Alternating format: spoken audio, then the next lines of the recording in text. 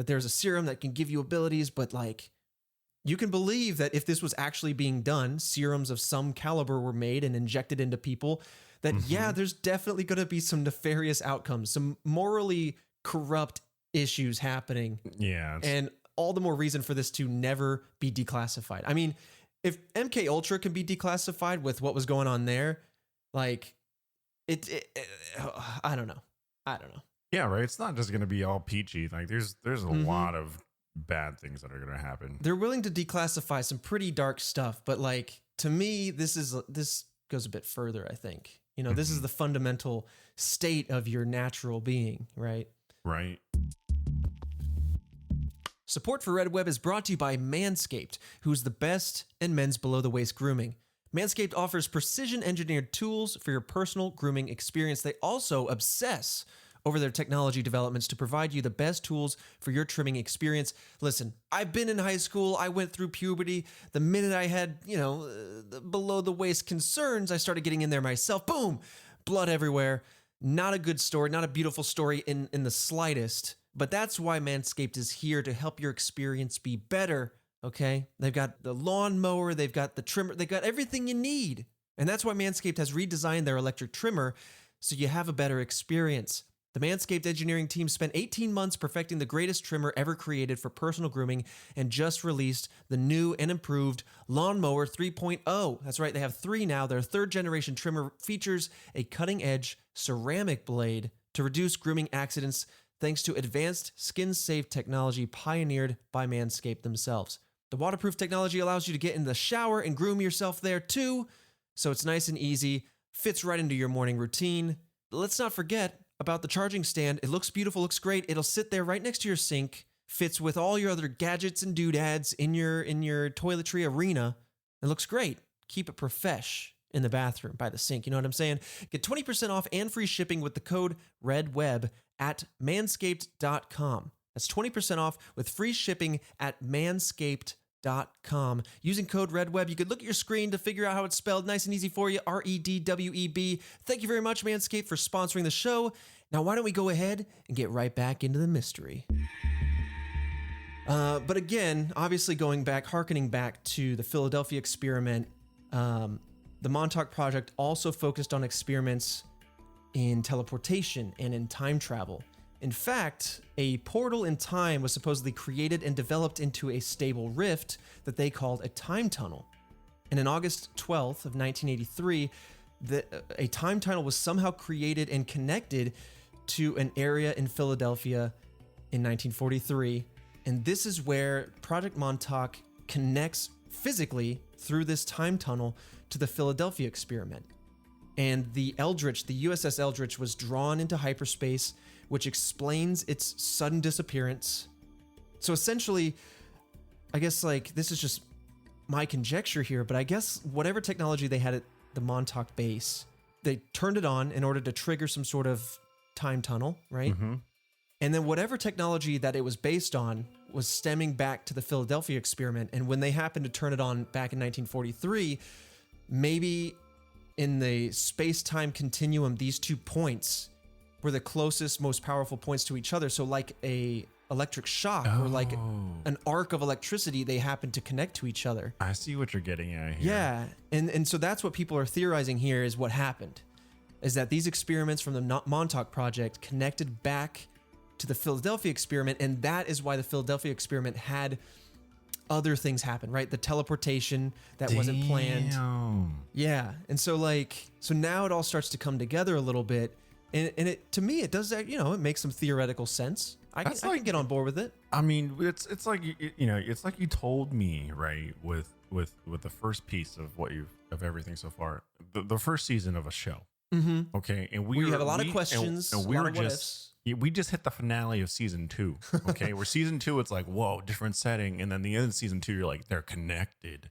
Oh, okay. Yeah. I mean, granted, I don't subscribe to any of this, but I mean, the story is okay. It's spicy. So much of me, I totally understand that, but me personally, so much of my brain wants to believe in this because I kind of want it to be true. I kind of want it to be an ability that we can time travel and jump in space and all that, because the implications are huge and awesome. But also, yeah, I like the skeptic in the back of my mind is still saying like, hold on, a lot of questions still. But again, going back to the theory, going back to the narrative here, it seems possible up into this point. Mm-hmm. So again, on this time tunnel from 1983 connecting back to 1943, before it transported the ship back to its original location, 2 individuals supposedly leapt off of the ship and wound up at Camp Hero, which is again in Montauk. And the individuals were Duncan Cameron and Al Bielek. And after recovering his memories, and this is back in the, Bielek is saying, I watched the film and now like I'm trying to recover my memories. After he recovered those memories, Bielek was then claiming that his name was actually Edward Cameron and that he was Duncan's brother. And so he's basically saying that Duncan and himself were brothers and that they jumped off the ship and that's how they wound up in Montauk. They also claim to have met a physicist named John von Neumann at this point or at this location. However, this individual passed away in 1957, but some background on von Neumann, he was one of his generation's foremost mathematicians, and he actually worked on the Manhattan Project, developing nuclear weapons, but supposedly he also worked for the Philadelphia experiment. But the US Navy refutes that claim. So, of course they do. Of course. But yeah, he was a brilliant man and gave a lot to the field of mathematics and also to the field of nuclear weaponry, for better or worse in that scenario. Yeah. But after ending up in 1983, these 2 individuals, Al assisted those involved in the Montauk project with harnessing Duncan's psionic abilities, and the experiment went poorly and resulted in the time tunnel shutting down.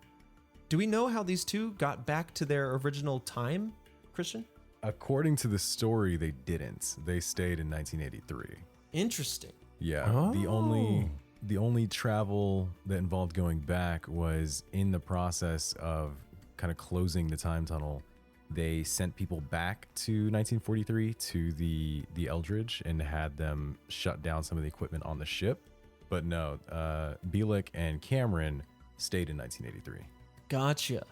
And that raises a question that I'm actually going to answer myself right here in our notes, is that after this time tunnel shut down, the project as a whole was shuttered and the remaining workers were brainwashed in a way that their memories were wiped clean of the project.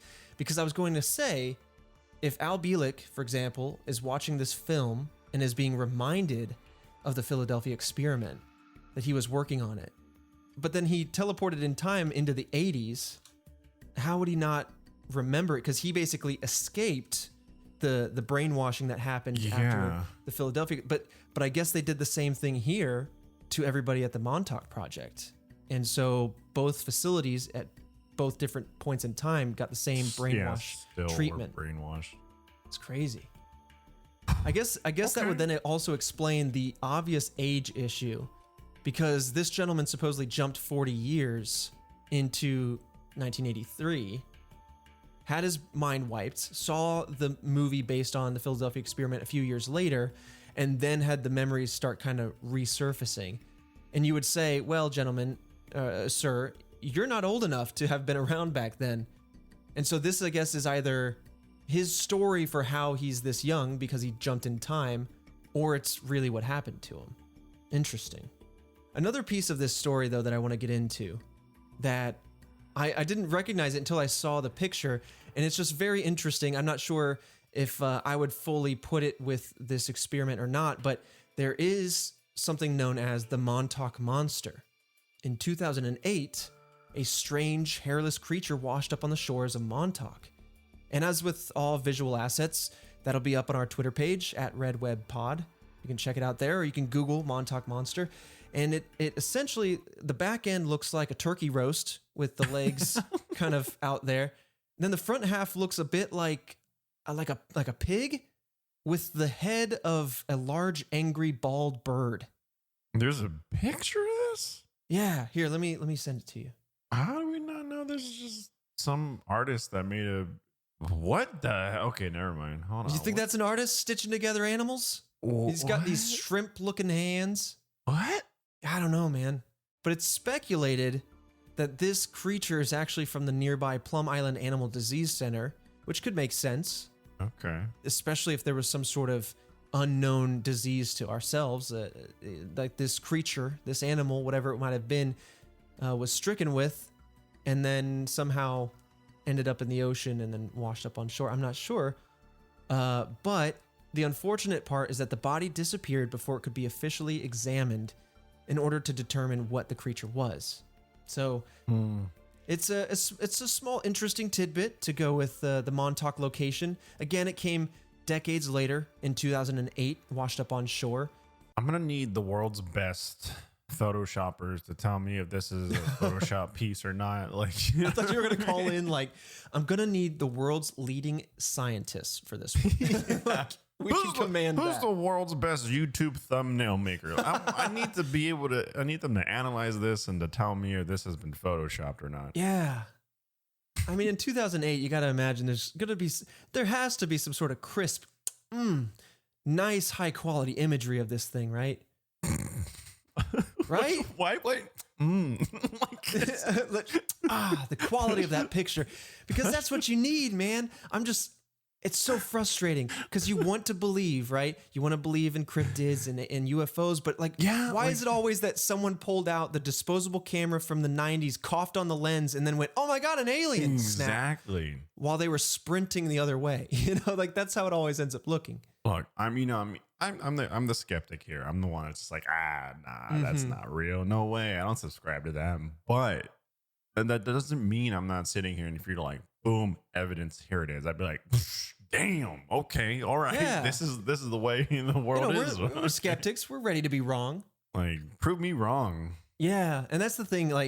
And that's why we wanted to kind of tuck all this trilogy, as it were, together of these time travel portal centric ones, because not only do I find them personally very fascinating, but they also kind of belong together, because the frustrating part is you want to believe, but they're all much more based on story and like that evidential or the evidence-based stories are kind of leave you wanting, right? Yeah. But anyway, they go well with the season, right? So that's essentially what we have on the Montauk Project, which leads us to the theories section, which again, much like John Titor or Skinwalker Ranch, are much more simple theory sections as opposed to the rest of our catalog of mysteries. And it's simply that this is either a hoax or that there is truth to what's going on here. Right. And as always, I would probably say that there is somewhere in the middle. There is something in the middle that there's some elements of truth here with elements of embellishment. But why don't we jump into the theories? The theories. Yeah, the claim that this is all a hoax, because this might elucidate us a little further. Mm-hmm. So, in 1969, Allende, the man from the very beginning, the one who was writing all the letters, visited the Aerial Phenomena Research Organization in Tucson, Arizona, where he confessed that his story was a hoax. However, complicating this issue even further, he later retracted his confession.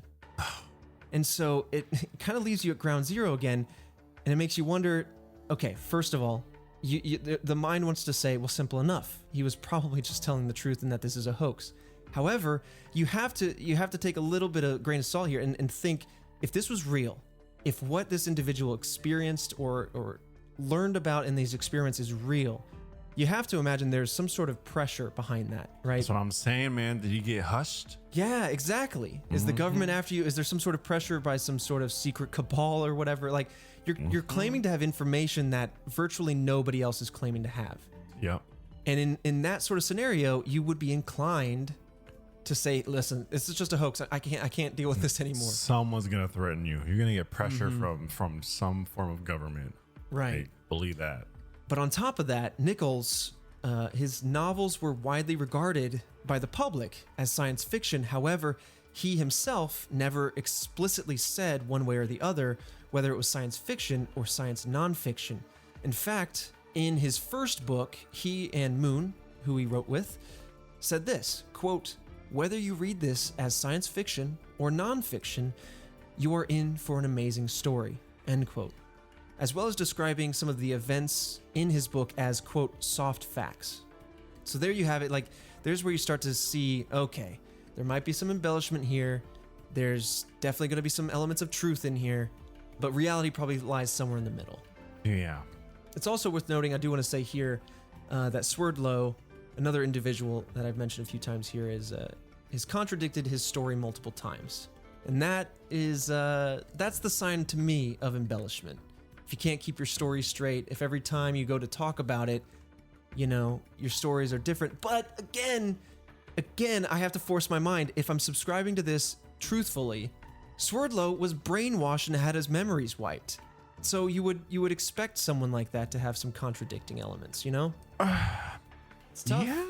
It's, I guess what it really comes down to, and I've got some more details around this being a hoax before we get into the truth piece, but what it comes down to is your personal subscription. If the fact that the government has other declassified projects of similar nature, and if you subscribe to the fact that the brain can be manipulated in a way, whether it be chemicals or otherwise, then you do have to start like thinking, okay, there's a reason why he might come forward and say it's a hoax when it might not be, or there's maybe a reason why his stories are contradicting. It just, I don't know. Face value here, it definitely feels very strongly as a hoax, right? When you say like, okay, his story's contradicting, he came forward as a hoax, Yeah.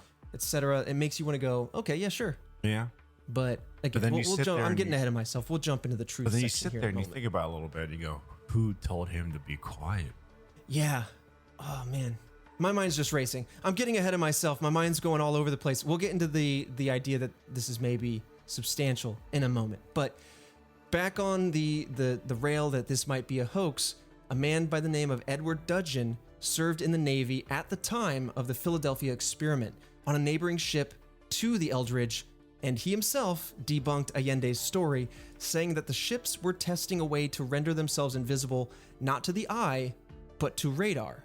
And that was it. So in addition to that statement, he also said that the Eldridge was probably able to get to Norfolk relatively quickly due to kind of shortcuts, like military-specific shortcuts in the various channels between the two cities, and that the Eldridge actually used the Chesapeake-Delaware Canal, which can get the ship from Philadelphia to Norfolk in about 6 hours. And so that's how he's trying to assess, like, okay, people are saying it disappeared, teleported there.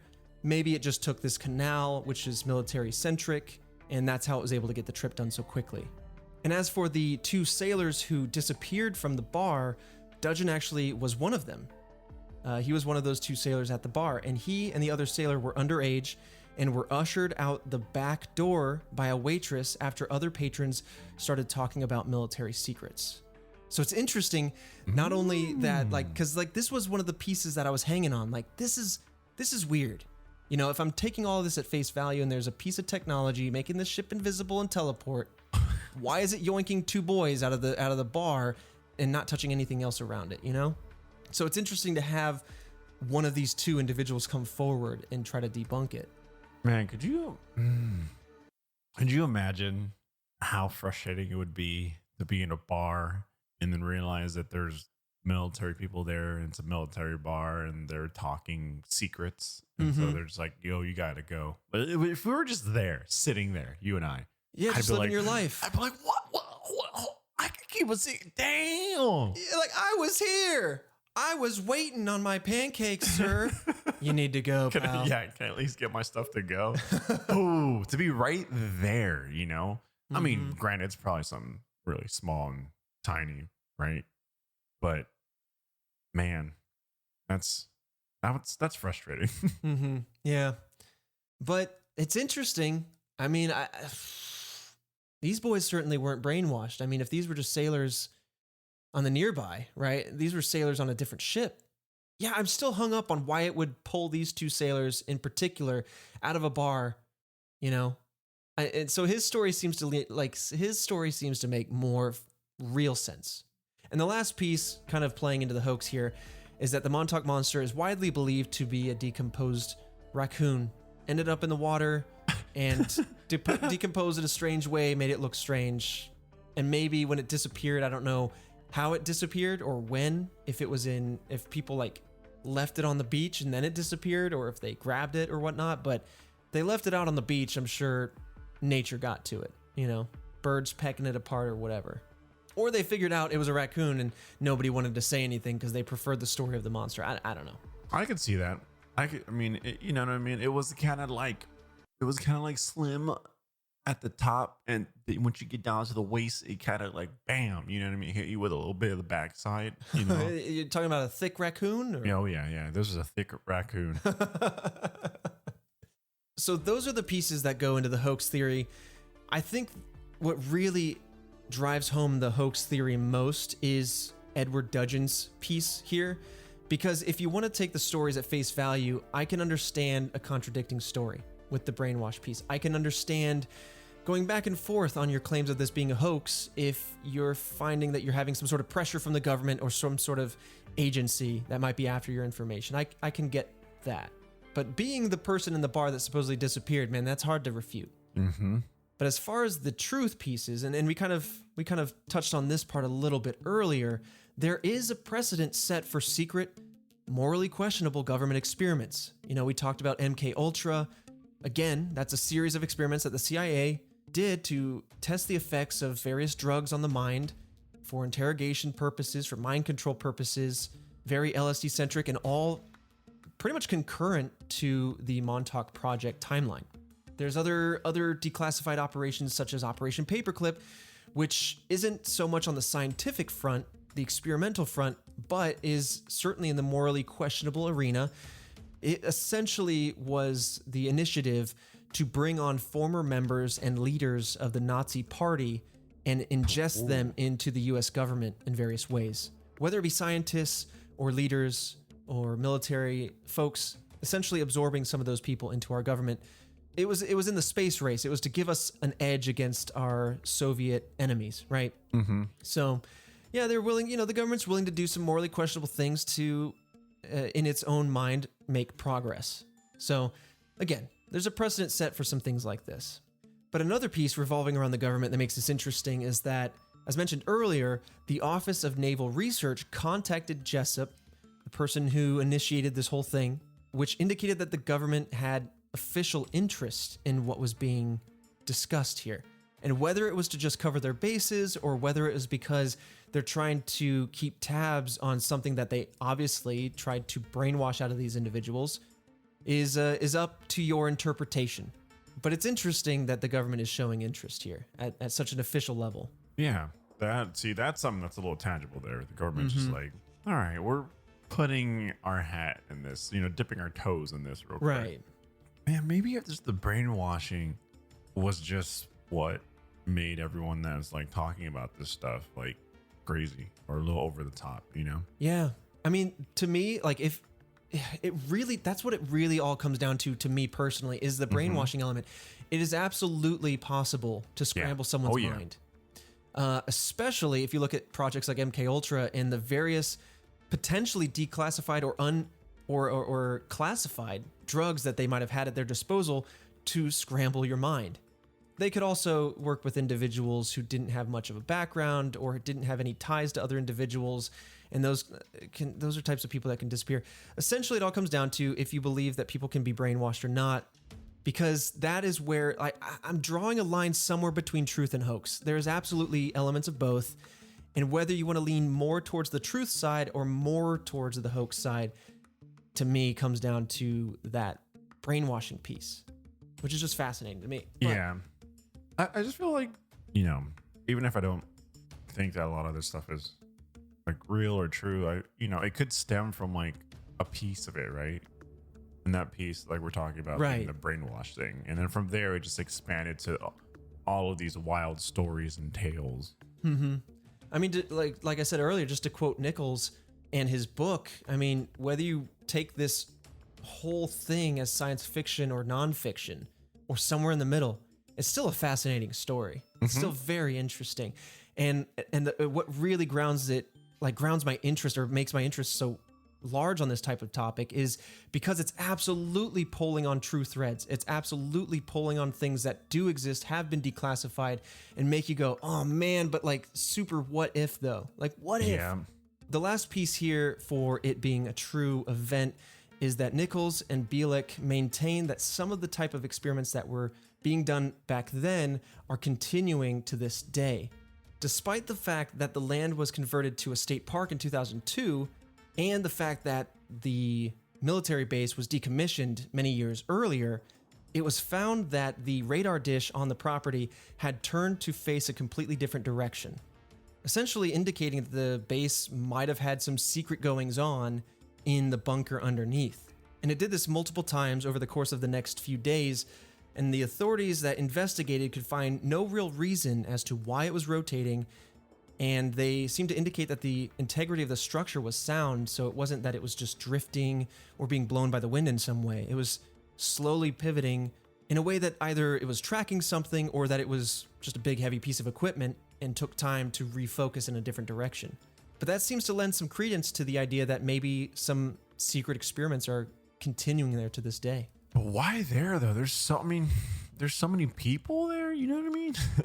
Like, why would you do all that next to such a big population? Yeah, like why decommission the base and then draw people out there by making it a park? I mean, if it stayed as a military base that was active, but just lightly active, then it's like whatever. Your whatever goings on could maintain under the cover of just normal business. You kind of have a little bit of a distance. You're way off on the end of Long Island, so people aren't going to stumble into that way.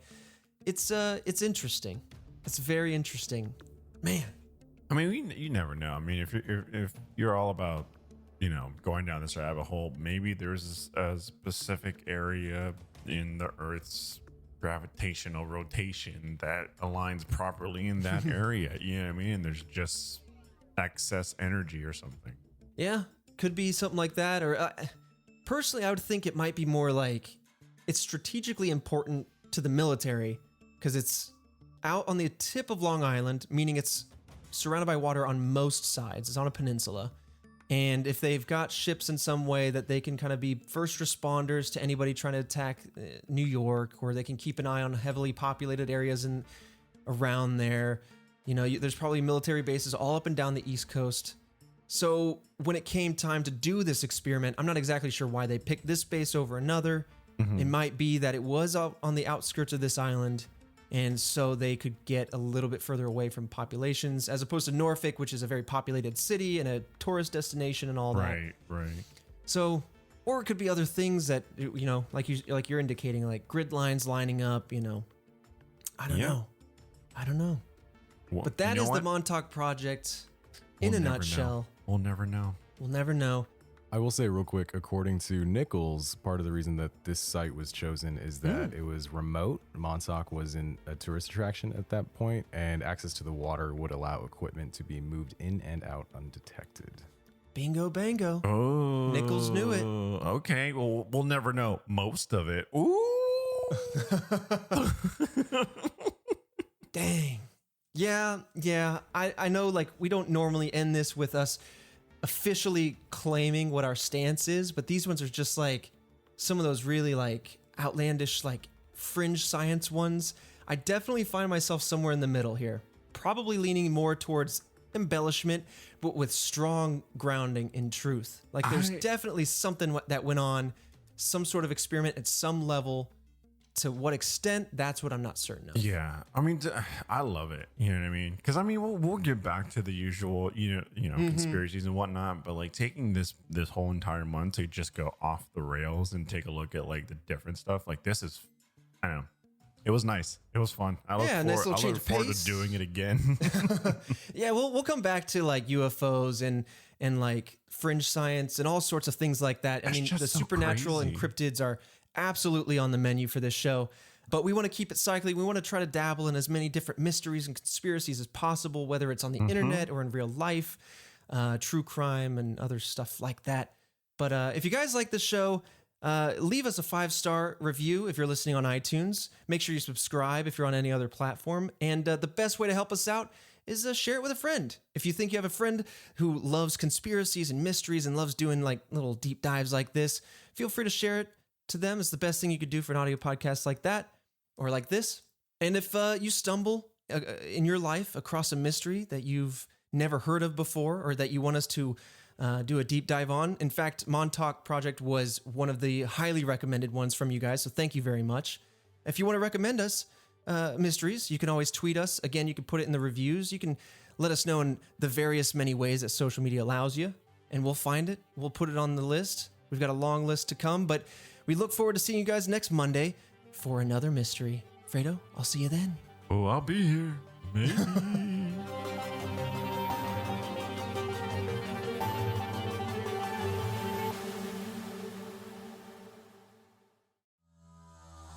Are you a fan of video games, social deception, and reality shows? Introducing Survive Block Island, a reality competition show set in the world of Minecraft. I'm Trevor Collins, and I'll be hosting 12 of the greatest minds in video game entertainment as they compete in perilous challenges designed to test their skills and friendships, and maybe their internet connections. Competitors will face challenges and eliminations. Winners will be granted safety, while weaker links will be voted off one by one. Ultimately, only one person will survive Block Island. Watch Survive Block Island available now by going to bit.ly/surviveblockisland.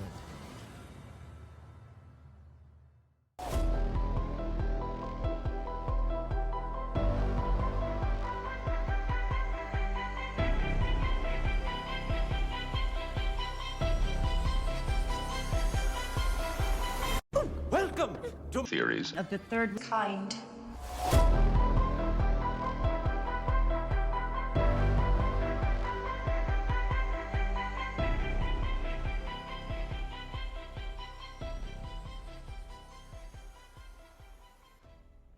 Welcome.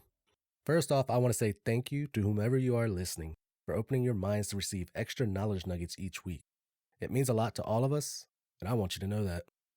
Also, before we start, since you, whomever you are a Patreon subscriber, remember that you get priority in topic suggestions. So feel free to shoot those suggestions on over to us either by email, Instagram, Twitter, or Facebook direct message. All right, so you guys, today's episode is a Theories Thursday Christmas special. Patreon exclusive. Well, we already know that you guys know how these go down. But just in case it's your first one you've ever heard, we each bring a topic to the table and discuss it. And today we made them kind of Christmas related, because guess what? It's Christmas Eve. Hell yeah, it is. Oh, Santa's yeah. coming down the motherfucking chimney. You better have put some cookies out for us. I like Thin Yeah. Mints. Ooh, I like the peanut butter ones. Oh, the peanut butter ones are good. Mm-hmm. Anna's over there like, y'all don't like Thin Mints? What the hell? Yeah, I know. We all are weird. I like Thin Mints, but if I had Thin Mints or peanut butter, I'd pick peanut butter. What about Thin Mints with peanut butter? Mm-mm. I don't know. No. I mean, it would taste No, good, I but don't think so. I would prefer the Thin Mint. And just for anyone who doesn't want to wait for Girl Scout cookies, there's a certain grocery store that has Keebler versions, and they're called Grasshoppers. And they are so much better than I guess you're doing a good cause for the Girl Scouts, but I'd rather just spend the $2.50 at Walmart. Dude, I'm not going to lie. Okay. The Girl Scout Samoan cookies, I think that's Mhm. what they are. The dollar store cookies are just as amazing as the Girl Scouts ones. I couldn't believe it. You know, it's like Okay. buying a Reebok shoe. You're paying for the name, not the quality. Exactly. Girl Scout, you're paying the extra for that. Them cookies you can get all year round. They're not even exclusive anymore. Okay. I like to consider myself not a connoisseur of cookies, but a connoisseur of sody pops. Ooh. Okay. Oh, you went on quite, I know. You tell them your day today. So, of course, we got hit. Actually, we're recording this on the 17th. Okay. Sorry to burst your bubble, but we recorded a little bit early, so we have time to edit and all that good stuff. Well, today, of course, there's a fucking blizzard outside where I live. We've gotten like 800 inches of snow. So I wanted some Dr. Pepper cream soda very badly. So I walked like 8 blocks to the local CVS and got me some Dr. Pepper cream soda and walked back. That's the first time you had it was what, like last week or so? Yeah, like a few days ago. Yeah. It was the first time I had it. Now I'm addicted. Thanks a lot, Big Sugar. Anyways. Is that your pimp's name? Oh, shit. Oh, damn. Fucking damn. That was good. Big Sugar. We're supposed to be in the Christmas spirit, okay? Oh. All right. Speaking of Christmas spirit, did y'all bring some good theories to the table today? I mean, they're theories or conspiracies. Yeah. I don't know if they're good ones. Yeah, today's one of those. I consider mine a stoner thought turned into a theory. Ooh, I like that. So, All I right. know we got Dan, you're going to start us off this week with you're going to be a little heavy on it. We're going to start off with a heavy topic, but we'll Yeah. lighten it up. We'll make it more Christmassy. But I'm really interested to hear yours, Dan. Oh man, I started searching and I saw this article and I'm just like, oh man, everyone's gonna hate me for this, but I'm gonna do it because it actually piqued my interest. So Christmas, is it a holiday Don't you ruin it. Don't you ruin it for me, Daniel. or is it a satanic conspiracy? Oh, Jesus Christ, he went there. I All went right. there. So Ooh. the first Christmas began 4,000 years ago in the land of Shinar, where the Tower of Babel was built. All right. Nimrod, known in Egypt, All hail Nimrod. known as Osiris, was the founder of the first world empire at Babel, later known as Babylon. His date of birth was December 25th, and his symbol was an evergreen tree, which represented his renewed life through his son, Tammuz. Yeah, weird name. That one took me a while to keep saying. But Nimrod was the great-grandson of Noah and the king of Shinar of Babylon, and he was the first one to lead a first world rebellion against God, supposedly. And a weird thing about this guy, he married his own mother. What the fuck? What kind of... This ain't Christmas spirit. You getting all weird with us. It's getting weird. Her name was, oh God, this name is so weird. Semi-Ramses, which in Egypt, though, Did she drive a semi-truck? that's how they built the pyramids, bro. Of course. Choo-choo. No, Aaron, you should know this name. I believe both of y'all should know this name. She was also known in Egypt as either Isis or Ishtar.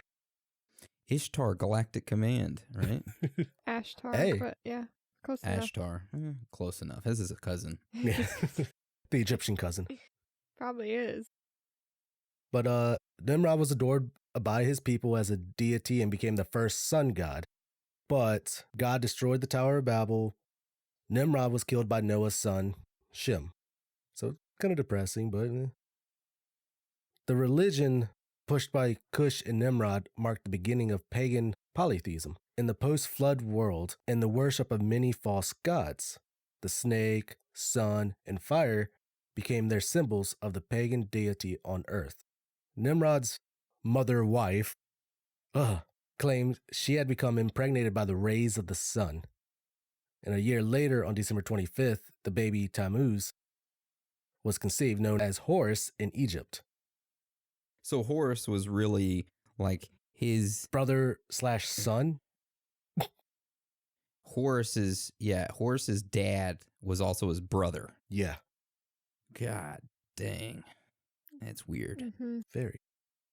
But Tammuz was worshipped as the reincarnated sun god of Nimrod because they believed, it was actually Nimrod. But Ishtar claimed that a full-grown evergreen tree sprouted up from a dead stump, which symbolized, this part got me cracking up, the re-erection of the new penis of Nimrod, or a phallic symbol of new life. What happened to his old one? He got killed by Noah's son. So I guess Oh, his dad or uncle, something like that. I still don't see the Christmas connection in this. Just fucking with It's getting there. It's getting there. I hope no kids are listening. No, this is crazy. But so each anniversary of his death, they would visit the evergreen tree and leave gifts upon it. The tradition of the Yule log comes from the dead stump that produced the evergreen tree. I don't know where the Yule log comes from, what even the Yule log is. So pretty much it's just a special bundle of wood that they burn. It's a tradition of the Germanic paganism, supposedly.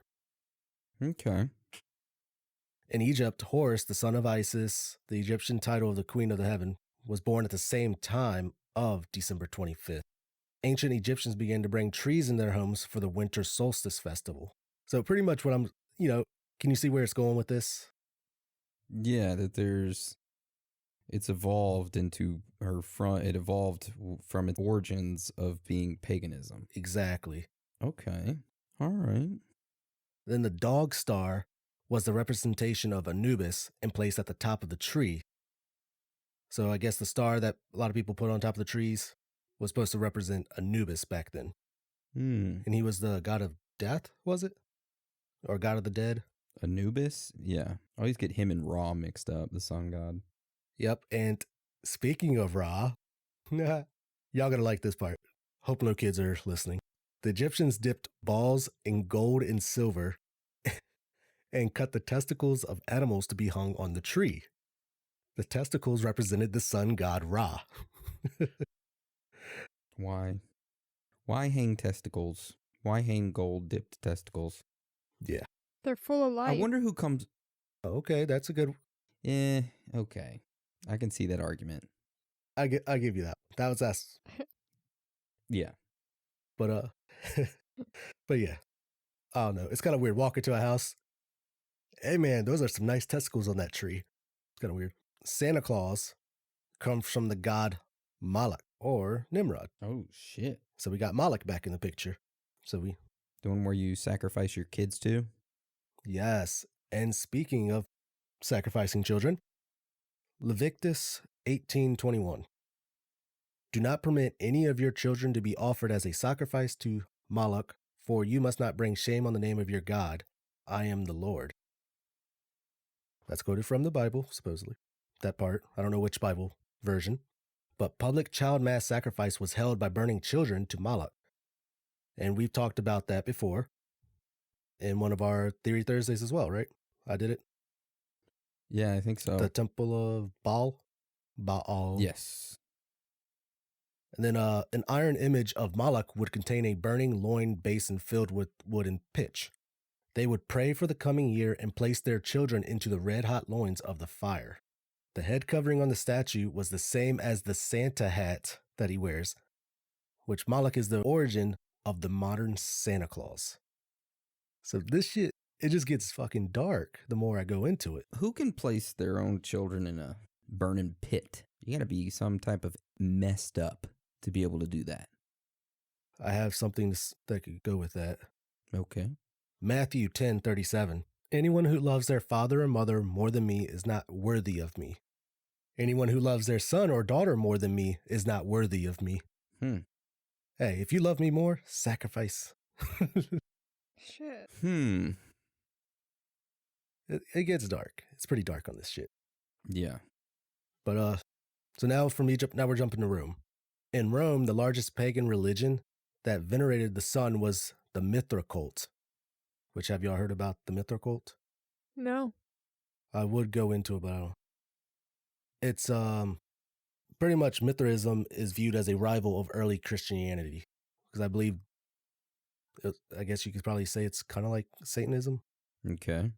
but I believe that it died out for a while, but I believe certain places are trying to make it come back. I'm not going to say that it could be somewhere where President Obama used to be in charge of, probably Chicago area.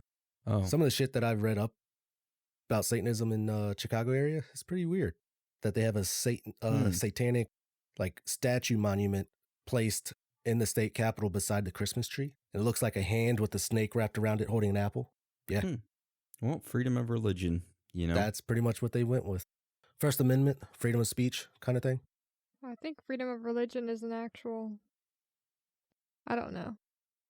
Yeah, the First Amendment guarantees freedoms concerning religion, expression, assembly, and the right to petition. Oh. It forbids Congress from promoting one religion over others, and also restricting an individual's religious practices. So basically, anyone can practice any religion they want. Yeah. So join the theories of the third kind religion. All right, what else you got for us, Dan? The Feast of Sol Invictus is also on the 25th of December, which is pretty much the sun worship. Mithra, like all the other sun gods, was also born on December 25th. So when Jesus was born, this new Messiah's birth date was separate from all the other pagan gods of December 25th. From what this article is saying, Christ was likely born in September and has nothing to do with December 25th. The apostles in the early church abstained from pagan activities for 300 years after the demise of Christ, but then slowly change started to infiltrate the law, which, like the first of the 10 commandments states, "You shall have no other gods before me." This includes Nimrod, Isis, Moloch, Horus, Santa, and all that, pretty much, and any like phallic symbols. It's, I don't know, there's a lot to it. I have a lot here. It's so funny how so many of our holidays are all started with pagan. Like most religions all started with paganism. Christianity is a pagan religion, Yeah. but it branched off into its own thing and decided it was going to do a different route. But like Christmas is a pagan holiday. It's just so funny how a lot of us aren't aware of that because we only get fed one narrative of a story. Yeah. Because, like, the early church, Christianity, they didn't want to just, like, adopt, like, the 25th of December, the rituals that they did, which seems to be the Christmas tree, the ornament on top, the ornaments on the trees. Even though it's, like, they've been replaced with different items, still the same thing almost, seems. Well, I'm curious about the balls that were dipped in gold and stuff and put in a tree. Are those supposed to be Christmas baubles? Like, so when you put those little baubles on your tree, you're just putting ancient balls on your tree. Ancient testicles. We're going to make paper mache testicles and spray paint them gold and sell them as ornaments. Oh, I like that. That's a good idea. We can make some money. We'll throw in like a little theories of the third kind symbol on the bottom of it. Hell yeah. You know, like those people that put the nutsack on their trucks? Yeah. Put a nutsack on a tree, baby. Yeah. Yes. I saw a Grinch on the back of someone's hitch yesterday, and it was dancing in the wind as it was driving, and I really wish I could have taken a video of it, but his legs were kicking. If I just put a soundtrack behind it, it would have been perfect. And it was a green Wrangler. The dude had a little elf on the shelf in his front window on the outside of his car. And he was just chilling. Speaking of elf on the shelf, real quick side note, funny Christmas related. Did you guys see the TikTok that showed somebody's elf on the shelf was in a box and it was quarantined? Like it, being funny. And it had a mask on. And the glass that it was up against was fogged from the inside. The motherfucking thing, they made it seem as if it was actually in there alive. That's strange. Dude, Kind of strange. I I'd mean, burn it with fire. well, think Yeah. about it. They all do this for their kids and make it into a holiday thing. You can't touch it, or Santa won't come, or whatever you tell your children. But you make it into this alive creature who moves around through the house and changes his spot. Who's to say that it actually is the parents moving it? Maybe it moves itself. Well, every single time I go downstairs in the morning, the motherfucker hasn't moved. It's because I he thought was he was supposed- partying when you were asleep. I'm like, God damn, I got to move it again. Yeah. Dude, people get into that elf on a shelf thing. Yeah. I just throw it up against the wall wherever it lands. I'm like, oh, there it moved over there. Just fucking toss it behind my back whenever I leave to go to work in the morning. Wherever it lands, it stays. Yeah. But let's see. I don't know. This article was very interesting to read.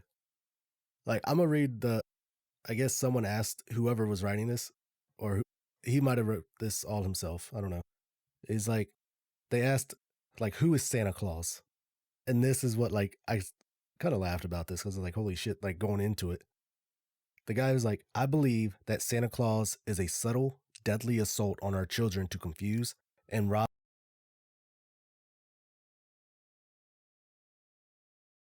their God-ordained faith. Satan knows if he can somehow get that child through those fruitful early years without trusting Jesus, his goal of accepting worldly thinking and ideas increases. The New Age has a being called Sanat Kumara. Sanat is a reference to Satan. Nevertheless, New Age scholars evidently believe that the new spelling will alleviate the concerns of those not yet ready to confess Satan as their master. Santa encourages children to embrace materialism blasphemy, and mockery of the Lord himself. Santa does not come down the chimney as we are taught growing up, so the parents lie. The child believes the lies, which straightens his mind that lies are a good thing. Okay. So I was just like, okay, he went deep with that. Yeah, he did. But then I saw like the New Age and all that. I was just like, oh, New World Order stuff coming up? Okay. New World Order, New World Santa. Santa's rolling in the New World Order. You know, Santa is an anagram for Satan. you're right. Okay. All right. Okay.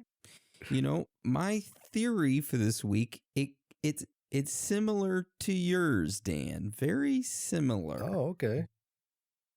I don't I know. didn't tap into yours, did I? So, no. Okay. Well, it was sort of similar. I mean, you kind of hit like you were on the same highway as me, but you didn't take the right exit.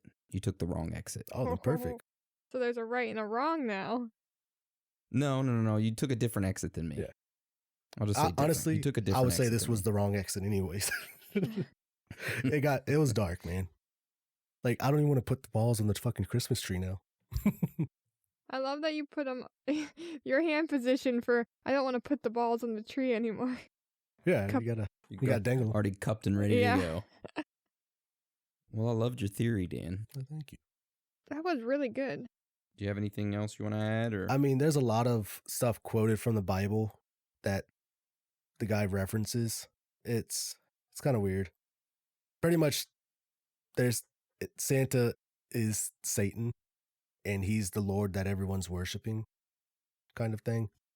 Okay. Dig it. It's interesting. I can dig it. Yeah. I love going down those little rabbit holes like that. Yeah, it's something that we've known our whole lives, but been told one story. I've never heard it go as deep as what you just did there, Dan. So I like that.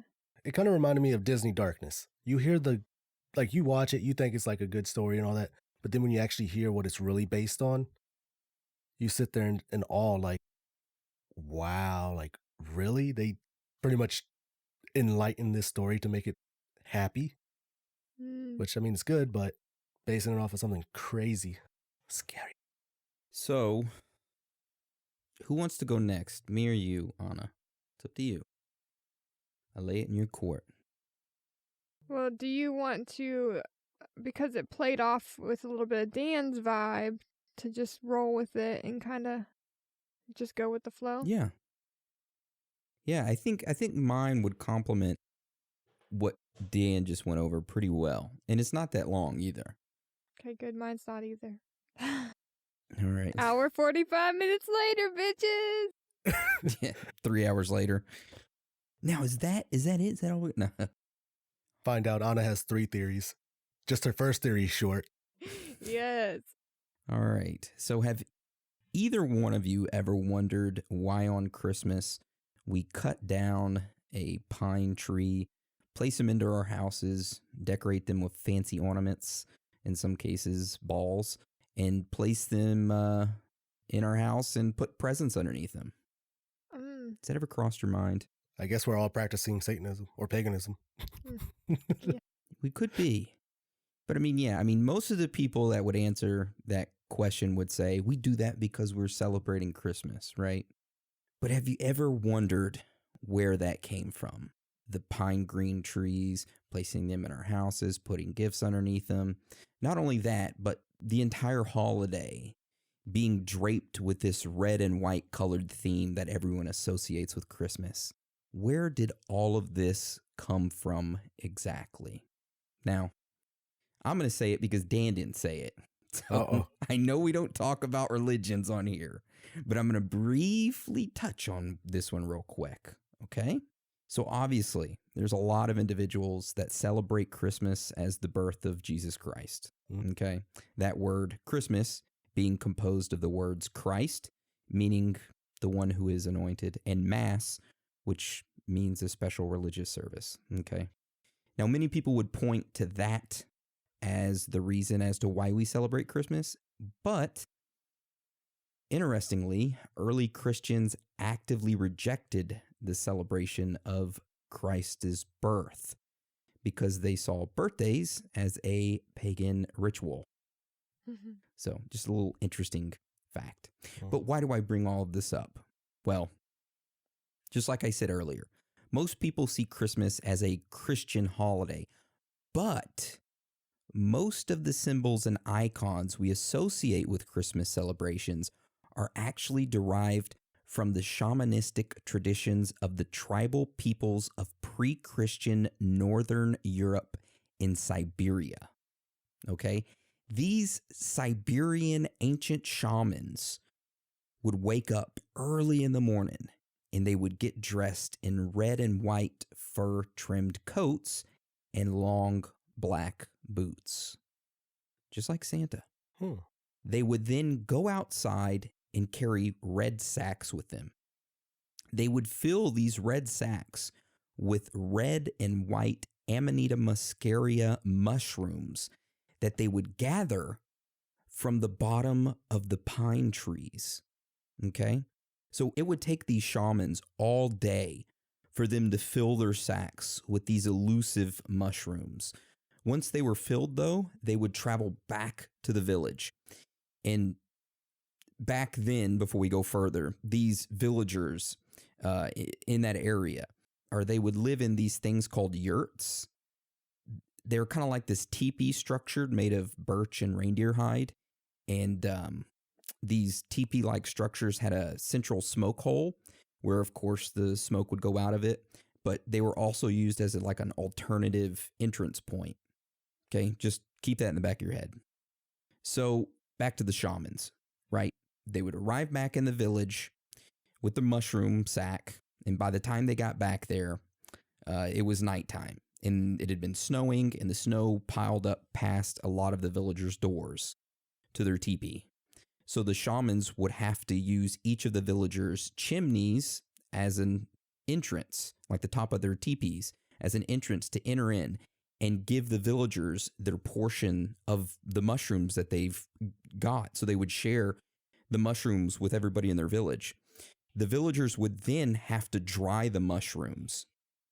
So how they would dry them is that they would place a stocking next to the fire that they had in their teepee, and they would put the mushrooms in the stocking and let them dry that way.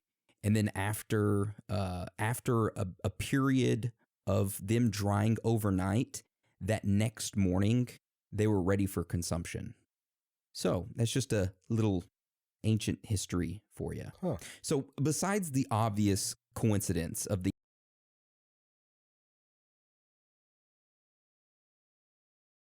these men had a lot of knowledge, they had a lot of electrical equipment, they had a bunch of money, obviously. And so these all start to be your more traditional true crime avenues that I think are very interesting. And when it comes to the drug overdose, you know, this could also share some room with the occult. You know, if this was an intentional or an accidental sacrifice to some belief, that would kind of lend some credence to the drug overdose. You know, a lot of people theorize that these capsules that they had were LSD, that they were given LSD capsules and were told to wait for the effects of the LSD. And by blocking their eyes, they would only be able to see with perhaps their third eye, right? Seeing things that were beyond the physical realm, because again, these individuals believe in a spiritual world, that every living thing is a spiritual, ethereal being that is given life or given a body, given a physical presence temporarily in order to improve the core being. Anyway, they might have had some of this LSD and awaited some sort of spiritual insight, and whoever made these capsules, it might have just been that it was a lethal dose. So when it comes to LSD and LSD overdoses, I do want to mention that deaths from LSD overdoses are extremely rare, and when they do occur, it tends to be in line with something else, like drinking alcohol. But there's no evidence here that the men were drinking alcohol that day. Despite going to the bar, it seems that their purchase was of the water bottle, and that was it, to our knowledge. But, you know, it's hard to say. I don't know what an overdose looks like or what type of volume is necessary, or perhaps that these two gentlemen tripped so hard that they laid down and just never got up again. Who's to say without that toxicology report? on these two individuals. It's a little too coincidental though that like 3 people would have that, you know what I mean? The same effect, right? Like I feel like there's another factor there that just hasn't been uncovered. Yeah, like there was a local herb that could be made into a poison or something like that. Some sort of Breaking Bad situation where, and again, whether it's an occult motive or some sort of other nefarious purpose or some sort of misleading, it's clear that in the instructions and by the way of their goings on around that time period that there was meant to be activity after taking these pills. You know, they said await further signal. You know, they had these raincoats on, so they were anticipating inclement weather or otherwise. Why, you know, if they knew that they were going to pass away, then why would they care about what they're wearing? You know, they had these lead masks for protection. So it's clear that something was anticipated after these events happened and after everything unfolded. So I think that this overdose or whatever happened is most likely accidental and not necessarily something so nefarious. But again, without identifying who wrote these instructions and what their purpose was, we can only, again, theorize with what we have at hand. I'm still like gonna lean real hard into this was a cult, not necessarily like a nefarious one, and they had people with the means to craft, whether it be gadgets or dangerous, you know, whatever, right? And some of them were testing. Mm-hmm.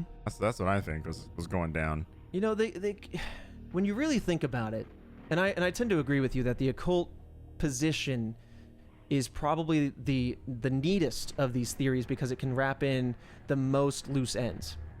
And I'm trying to think really outside the box for these gentlemen, and if they are electronics experts in some way, and they do have these strong beliefs to the point where they are willing to cast aside their physical selves, perhaps Gomez was not ready for it, and so he didn't join them on this April 17th event. Yeah, because it was probably something where they laid out like this is the plan, Mm-hmm. and he was just like, "This is dangerous. Like I don't know if I could do this, commit to this. Yeah. This is probably gonna go south. Like there's a lot to live for, you know? Yeah. And they might be like, well, this is all made up. This is just the physical world. The meaningful stuff is past this. And so maybe they made some sort of technology. You know, we celebrate all sorts of events with fireworks and candles and sparklers and other fiery things. Who's to say that they weren't celebrating their exiting of this world in some sort of glorious way, with some sort of technological piece of technology that could cast a bright light into the sky that would otherwise confuse individuals who looked upon it. It's in the 60s after all. But again, the only loose end there is that it seems to me in these notes or in these instructions and by way of what they were wearing and their activities that day, that it seemed like they didn't anticipate that being the end, that something was meant to come after this. Whatever that was, we don't know. So that's the only thing that I can't get past if this was some sort of occult ritual. And I mentioned these previously, and I'll mention them here at the end, and they are a bit smaller, but the other two theories that people have been thinking about for the years are the smuggling operation. I think what goes into that is that foreign electronics equipment were very hard to find in Brazil at that time. It was very difficult to get your hands on certain technologies. And so this could have been a part of meeting up with somebody to hand over money, to buy goods. Maybe there was some sort of black market deal with electronics.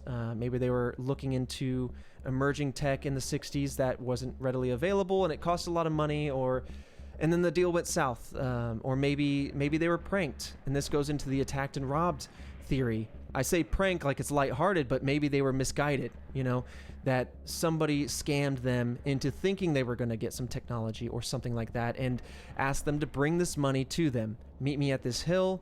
And they played on their beliefs of spiritism or played on their beliefs of something. Yeah. You know? But like to convince them to be like, go here, take these pills, Right. wear this mask. That's just, someone's just messing with them hard at that point. Mm-hmm. Also, like if it was cult stuff, then I mean, sure, cults, they want to be secretive and whatnot, but no other cases? Like, or even just like anything that could remotely relate to it, you know, like deaths that are just like a little bizarre. Mm-hmm. did they, you know what I mean? Like if it was a cult, they just stopped there. They're like, all right, that's it. Well, I guess think about it this way, if the case that happened 4 years prior wasn't even uncovered until the investigation of this case, maybe it was a situation where somebody tried to run the same scam or same occult ritual or something. And what happened was, this is the case that happened to break into the public media. This is the one that got traction. And so whoever was running the racket behind this said, whoa, this is way bigger than last time. I think I'm going to call it quits. I'm going to run away from this one. And so maybe that's why we don't see any other instances of this type of mystery, or at least with these specifics, right? On a hill in the Brazil countryside in Rio de Janeiro with a lead mask and some mystery pills that made you die in a mysterious way. Maybe it was also somebody that just said like, hey, pop these funny pills. They'll make you feel goofy. Wear these lead masks. And whatever their reasoning was, it was for them to say like, this will get you feeling loose. This will block your sight so you can't see me. Yeah. And when you're feeling loose and you've got these on your face, I'm going to show up. You're going to drop the cash. I'm going to take it and run. And you're going to be too goofed out of your mind to be able to figure out what's going on. And then it was an accident. Hey, I accidentally gave you too much. And crap, that wasn't meant to be a murder, but rather, a hijinks, a theft. There was still cash that was like left on their bodies, no? Yes, there was still cash left on their bodies, but, I guess not nearly the 3 million that they had started with. Yeah, but to just take some, not all, like... Yeah, I mean, to be fair, there was 4,000 left on cruise, which is enough to buy half of a raincoat. And then there was about 157,000 in a plastic bag left on Viana. So that's a not meaningless number, but in the grand scheme of 300,000, maybe it's a red herring. I'm going to leave some cash here to throw off any sort of evidence. If I took it all, they might be like, well, these guys bought water and raincoats and $3 million just disappeared, Yeah. But They also, might, there's so many, lean into... just that timeline just so open. There's so many spots in that timeline for them to go buy something or drop something off or pick something up. And I don't think there's anything in the boys' story that sees them with anything else, any other where would items. that stuff be, though? Right, Like, exactly. So that's just the mysterious loose end of the money. It was either taken by somebody who happened to be there and maybe wasn't seen. Maybe this bright light could have been some sort of flare or weather balloon with a light on it in some way, like one of those Chinese lanterns. Yeah, I think they just crafted something. Yeah, it's just very mysterious, and that's where we come to a close. The theories only go so far as they do with every unsolved mystery that we touch upon. But this one's very intriguing, and I wish we knew more, because I'm really intrigued by the supernatural potential UFO part of this. The ring of fire. Right. The ring of fire, the explosions, the fact that somebody else had something happen very similarly 4 years ago. There's so many things to bite into, and we would love to hear your thoughts and theories. If you love this show, you can always hit us up in the reviews. We greatly appreciate that. That helps support the show immensely and gets us into those charts. In fact, you guys have been instrumental in us appearing in some of the recommended and trending charts of true crime on Spotify and on iTunes and everything else, all those other places that you listen to the podcast. So thank you again for reviewing us. But you can also hit us up on Twitter. Again, that's @RedWebPod.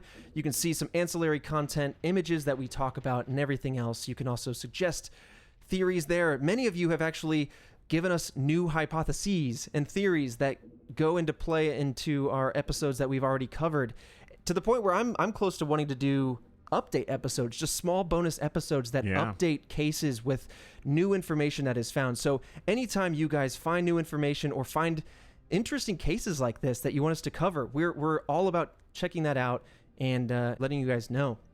We always say this, we're not the investigative journalists. We do what we can to find new and emerging information, but we're not going to be the ones in there digging in the dirt, finding out what's going on with radiation test levels and all that sort of thing. I wish we had the time to do that.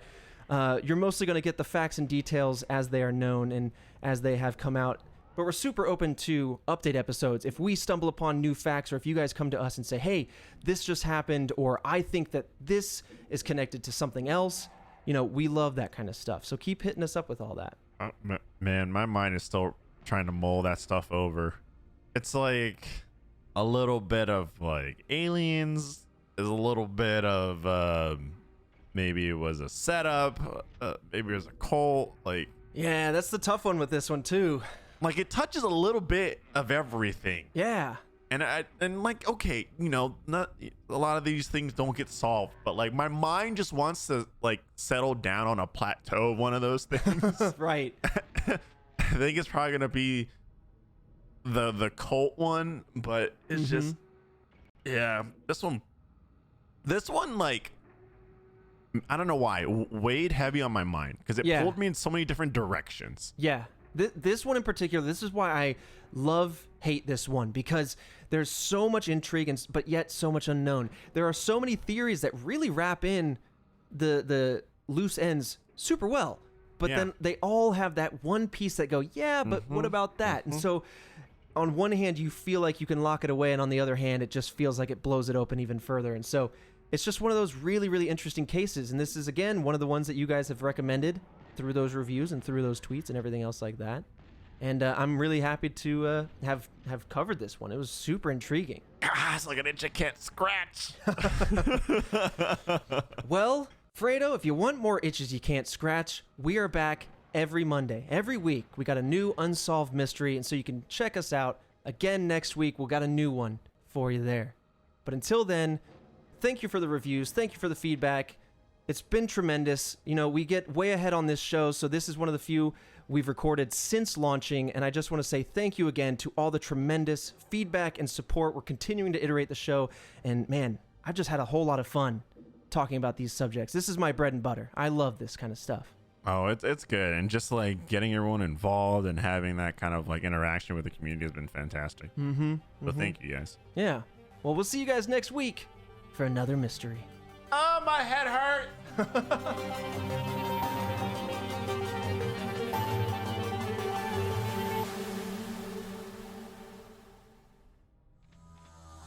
Are you a fan of video games, social deception, and reality shows? Introducing Survive Block Island, a reality competition show set in the world of Minecraft. I'm Trevor Collins, and I'll be hosting 12 of the greatest minds in video game entertainment as they compete in perilous challenges designed to test their skills and friendships, and maybe their internet connections. Competitors will face challenges and eliminations. Winners will be granted safety, while weaker links will be voted off one by one. Ultimately, only one person will survive Block Island. Watch Survive Block Island, available now by going to bit.ly/surviveblockisland. This is a Rooster Teeth production.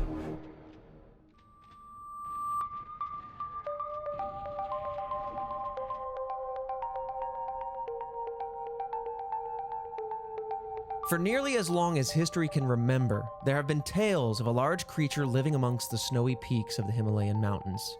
Today, we're going to look beyond the folklore and explore the evidence, sightings, and theories surrounding one of the most well-known cryptids in the world, the Yeti. This is Red Web.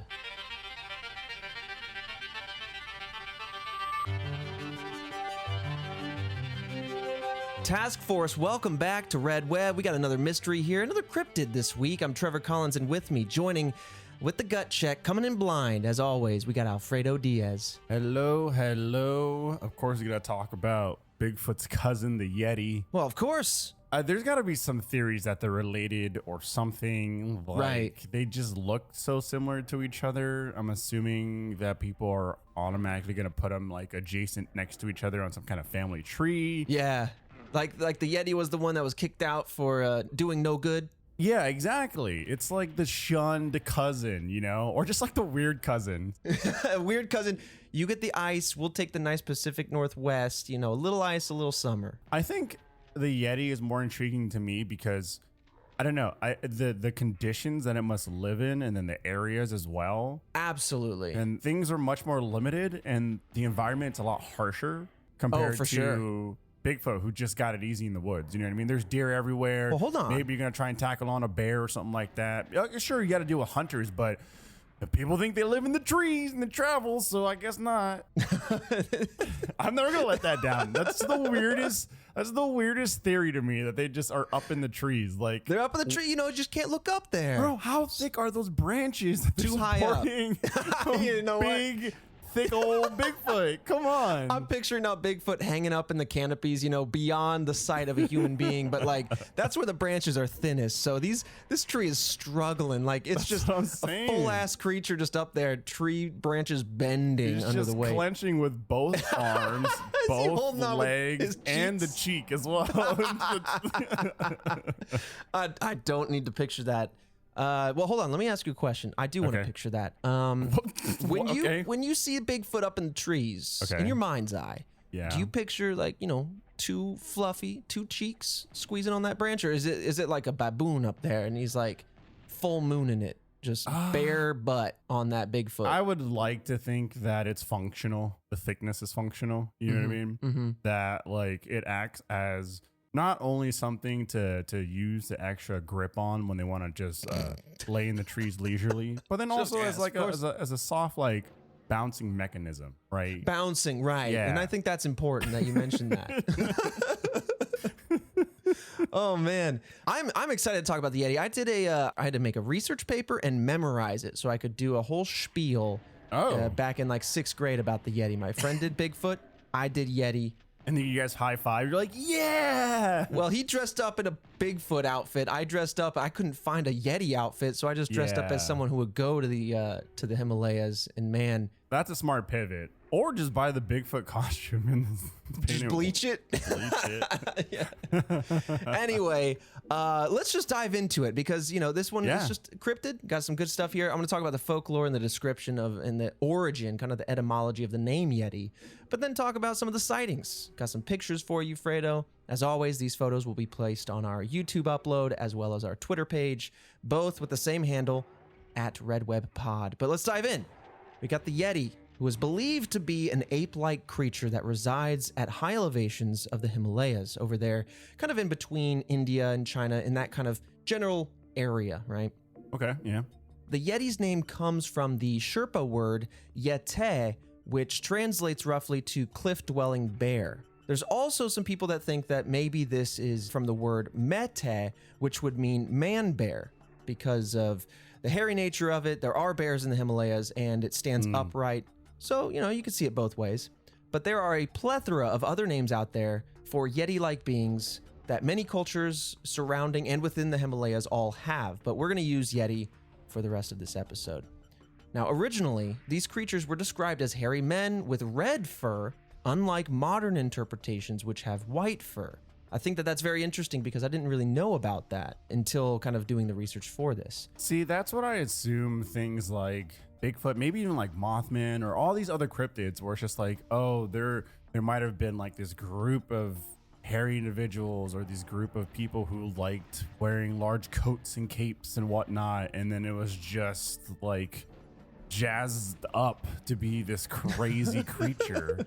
Wait a minute, you think so? There was just a man kicking it in the Himalayas with a nice cape and a monocle, maybe, and I'm thinking for him, it's just like a hairy dude, maybe just a hairy family or something. maybe like just that. a nice hairy jacket. Stay yeah, warm, it just could be a super furry jacket, and then it's probably That's a good lots of snow point. and whatnot. I was talking about like the long cape because as I was like rambling about this, I went, okay, hold on. I mentioned Mothman, but how would Mothman look like if it was an actual person? Oh man, I like that. Like a long coat cape type thing that they just always Ooh. wear. Yeah. Now there's something to that where you take the idea of what a cryptid looks like and you turn it into an actual outfit. Right. I like that. But I mean, yeah, you make a good point, especially if this thing's called man bear. Maybe this is just a couple of folk, wearing bear pelts. Yeah. Encumbered by bear pelts. Anyway, it's entirely possible. I think that's a really interesting point, though, is it could just be some sensationalized version of seeing an oddity, and then it just becomes kind of this very popular cryptid, right? Yeah, I completely agree. It's just, I think that's where that comes from. Yeah.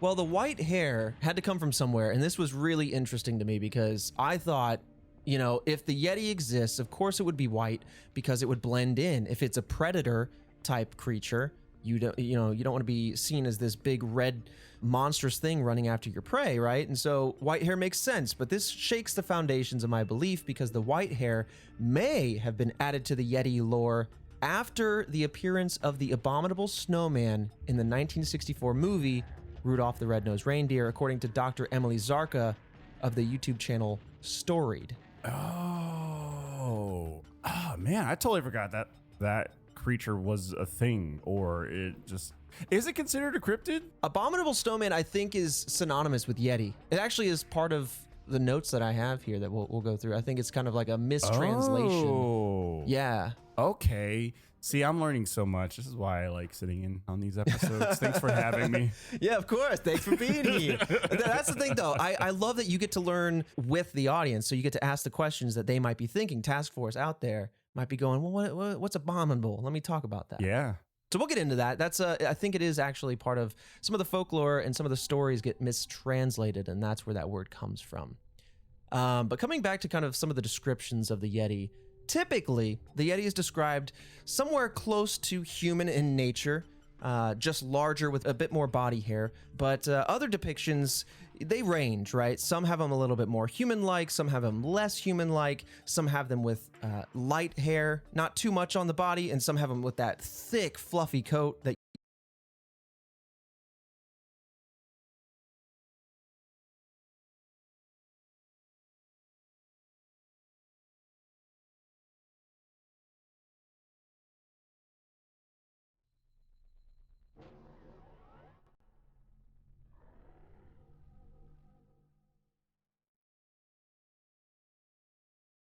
looks like. They're said to have large, sharp teeth and a very pungent odor. I don't think if I smelled a Yeti, I would want to be anywhere close enough to be smelling it, but if I smelled it, you can consider yourself dead, probably. Yeah, if you're close enough, I'm assuming it doesn't want to be seen or found. And I don't know. I don't think it's like a Disney movie where you're going to become best friends and then try and like protect the Yeti from the local authorities type thing. Right, yeah, Yeti's on the run from the law. Yeah. Maybe this is like a spider situation. It's more afraid of us than we are of it, you know? Maybe it's totally fine. It could be, but I don't know. Like, I'm assuming the Yeti is a carnivore, and in order to be a carnivore, especially if it's like apex predator, you're going up against polar bears. I'm assuming are they in the Himalayas? Probably in the Arctic. Polar bears are Arctic, map. but I don't know if they are in other areas. So if we say, I'm going to say, Task Force, if we sound different, we're back at home for this particular recording. Yes. So with that comes my ability to Google again. I don't think that they are in the Himalayas. Then I guess they don't really need to be all big and violent to be. Who's going to challenge you, an alpaca? That's a really good point, because it is worth clarifying. They don't hunt humans, or so it's said, that they don't hunt humans, that they are nocturnal, and that they hunt smaller animals and are actually known to disembowel their prey, which then calls into question, evolutionarily speaking, right? Scientifically speaking, zoologically speaking, right? Why are they so big? They're 6 feet tall, more or less, and they weigh between 200 to 400 pounds, or 90 to about 180 kilos. Wait, just 6 feet? Right. So I'm thinking you and I can take this guy on. I don't know about all that, but I mean, like, I was thinking it was taller. Or maybe there's a lady Yeti. Oh, female Yeti. I don't know, man. We're definitely, they outclass us on weight, but I think you and I combined, we stack up. That's true, but I thought I'd be looking up, you know what I mean? Because, yeah, I'm sure they got us in weight. Yeah. Again, I don't know the anatomy of a Yeti, but I'm thinking, like, if you're 6 foot tall, your arm span's only so far. Well, humans, sure. You know, if this is a different ape-like creature. Yeah, but that's what I'm saying. I don't know the anatomy. Like, I don't think he's like Kevin Durant, where he's got these exceptionally long arms that go down. Like, I don't know. Yeah, that's true. But it also like makes me think of things like Gigantopithecus. If you want to like base this in fossil records and what we know about our own family history or whatever, you got the Gigantopithecus, 10-foot tall monster, you know, stepping around 400 to 600 pounds. Yeah. See, I was thinking like 7 foot, 7'5", you know what I mean? Like, that's what I was thinking too. 6 foot. I'm not looking up. I'm looking straight at him in the eyes. I don't know if I want to look a Yeti in the eye, but I mean, I wouldn't want to, but if he's up in my face, I'm not looking up. oh, geez. You smell the smell, you see the pupils, you know you're done. Yeah. I mean, they don't hunt humans, but if you're in front of it like that, you might be done. But much like Bigfoot, who is named for this very same feature, Yetis are known for their very large feet. In fact, we'll talk about some of the photos that have been taken of their supposed footprints, and they're very stocky. They're very wide, given the length, as opposed to Bigfoot's feet, which is, I think this is the biggest differentiator between these two supposed cryptids that I think delineates them as their own creatures. Not maybe a Bigfoot out of place, but rather, as you were kind of saying, maybe a cousin on the family tree or something like that. Right, exactly. But what's interesting to me, and we talked about history, the first recorded sighting of a Yeti in Western history occurred in the mid-1800s. We have Brian H. Hodgson, a British representative living in Kathmandu, the capital of Nepal. He was told and wrote about a, quote, wild man covered with long dark hair and had no tail, end quote. And he claimed it stood on 2 legs and he thought it was an orangutan at first. But this goes way back into history, longer than I would have thought. Of course, if it's folklore, that makes sense, but supposedly Alexander the Great himself reportedly wanted to see the Yeti as far back as 326 BCE. So like 2,400 years ago, this guy's like, I want to see the Yeti. How old is this Yeti? I don't know. Maybe it's one old creature, or maybe again that secret family. Generations. Yeah, that hollow Earth theory. Maybe they're creeping out on the Himalayas every now and then, get some sunlight. Dude, Hollow Earth. We need to do an episode on that. We need to dive into that for sure. Yeah, it's just so fast. Any movie that has Hollow Earth is always so fascinating. And then the weird thing too is, because we always got to talk about movies on this podcast. The weird thing too is that I feel like half of the movies that have like Hollow Earth are just like surprise, they're surprise plots in the movies. Like, oh yeah, like I mean, this has been out for a little hot minute now, but Godzilla vs Kong. Yep. It just, we're in Hollow Earth. I'm like, yeah, oh, suddenly there's oh no, yeah, we're in the center of the planet. And you're like, oh. Yeah, and I'm like, this is awesome. Yeah, it's very cool. Yeah. Anyways.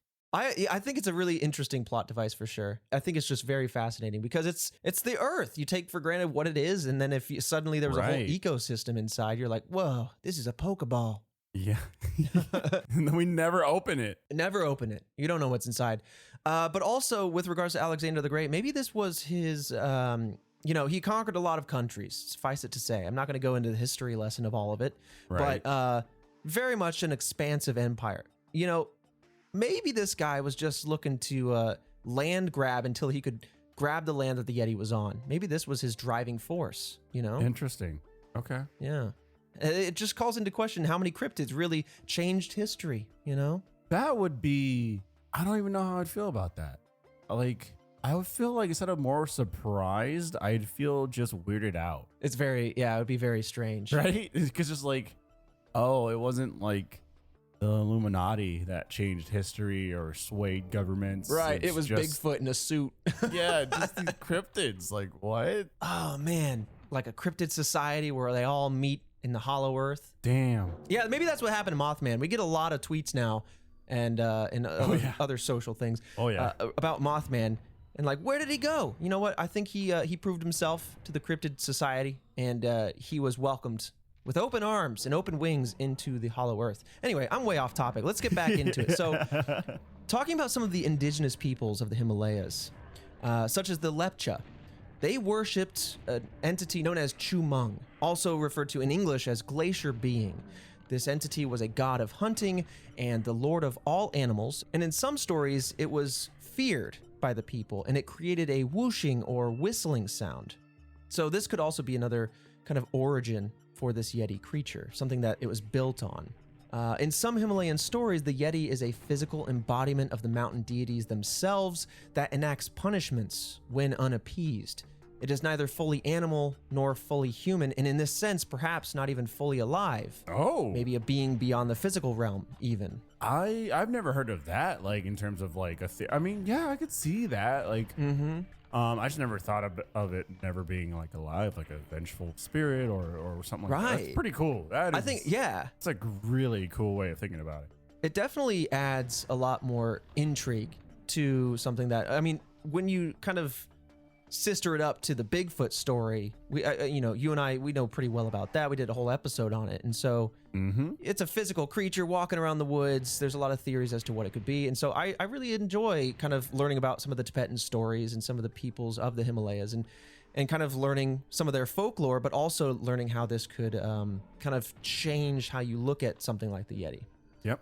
But other Tibetan stories often describe Yeti as kind, rather than a vengeful spirit, right? Just more kind. In Tibetan folklore, the Yeti descends from the Buddhist personification of compassion, also known as Chenrezig. And I hope I'm pronouncing some of these proper names properly. I'm doing my best. Now, some stories claim that Chenrezig and a female ogre, which is a whole different cryptid topic, mated and gave birth to what we now know as the Yeti. Again, neither fully human or animal in general, just kind of a hybrid between this Buddhist personification and a female ogre. A female. All right, now we're getting into territory. I'm just like, just never thought we'd think it's a ogre or some like. Right. Okay. We got some Shrek in here. Yeah. But kind of coming back to that kind version of the Yeti, I really like that angle because, I mean, an angry Yeti, I can picture that, but a nice kind Yeti, I like that. You know, like Monsters, Inc.? Yeah. Like Yeah. Sully.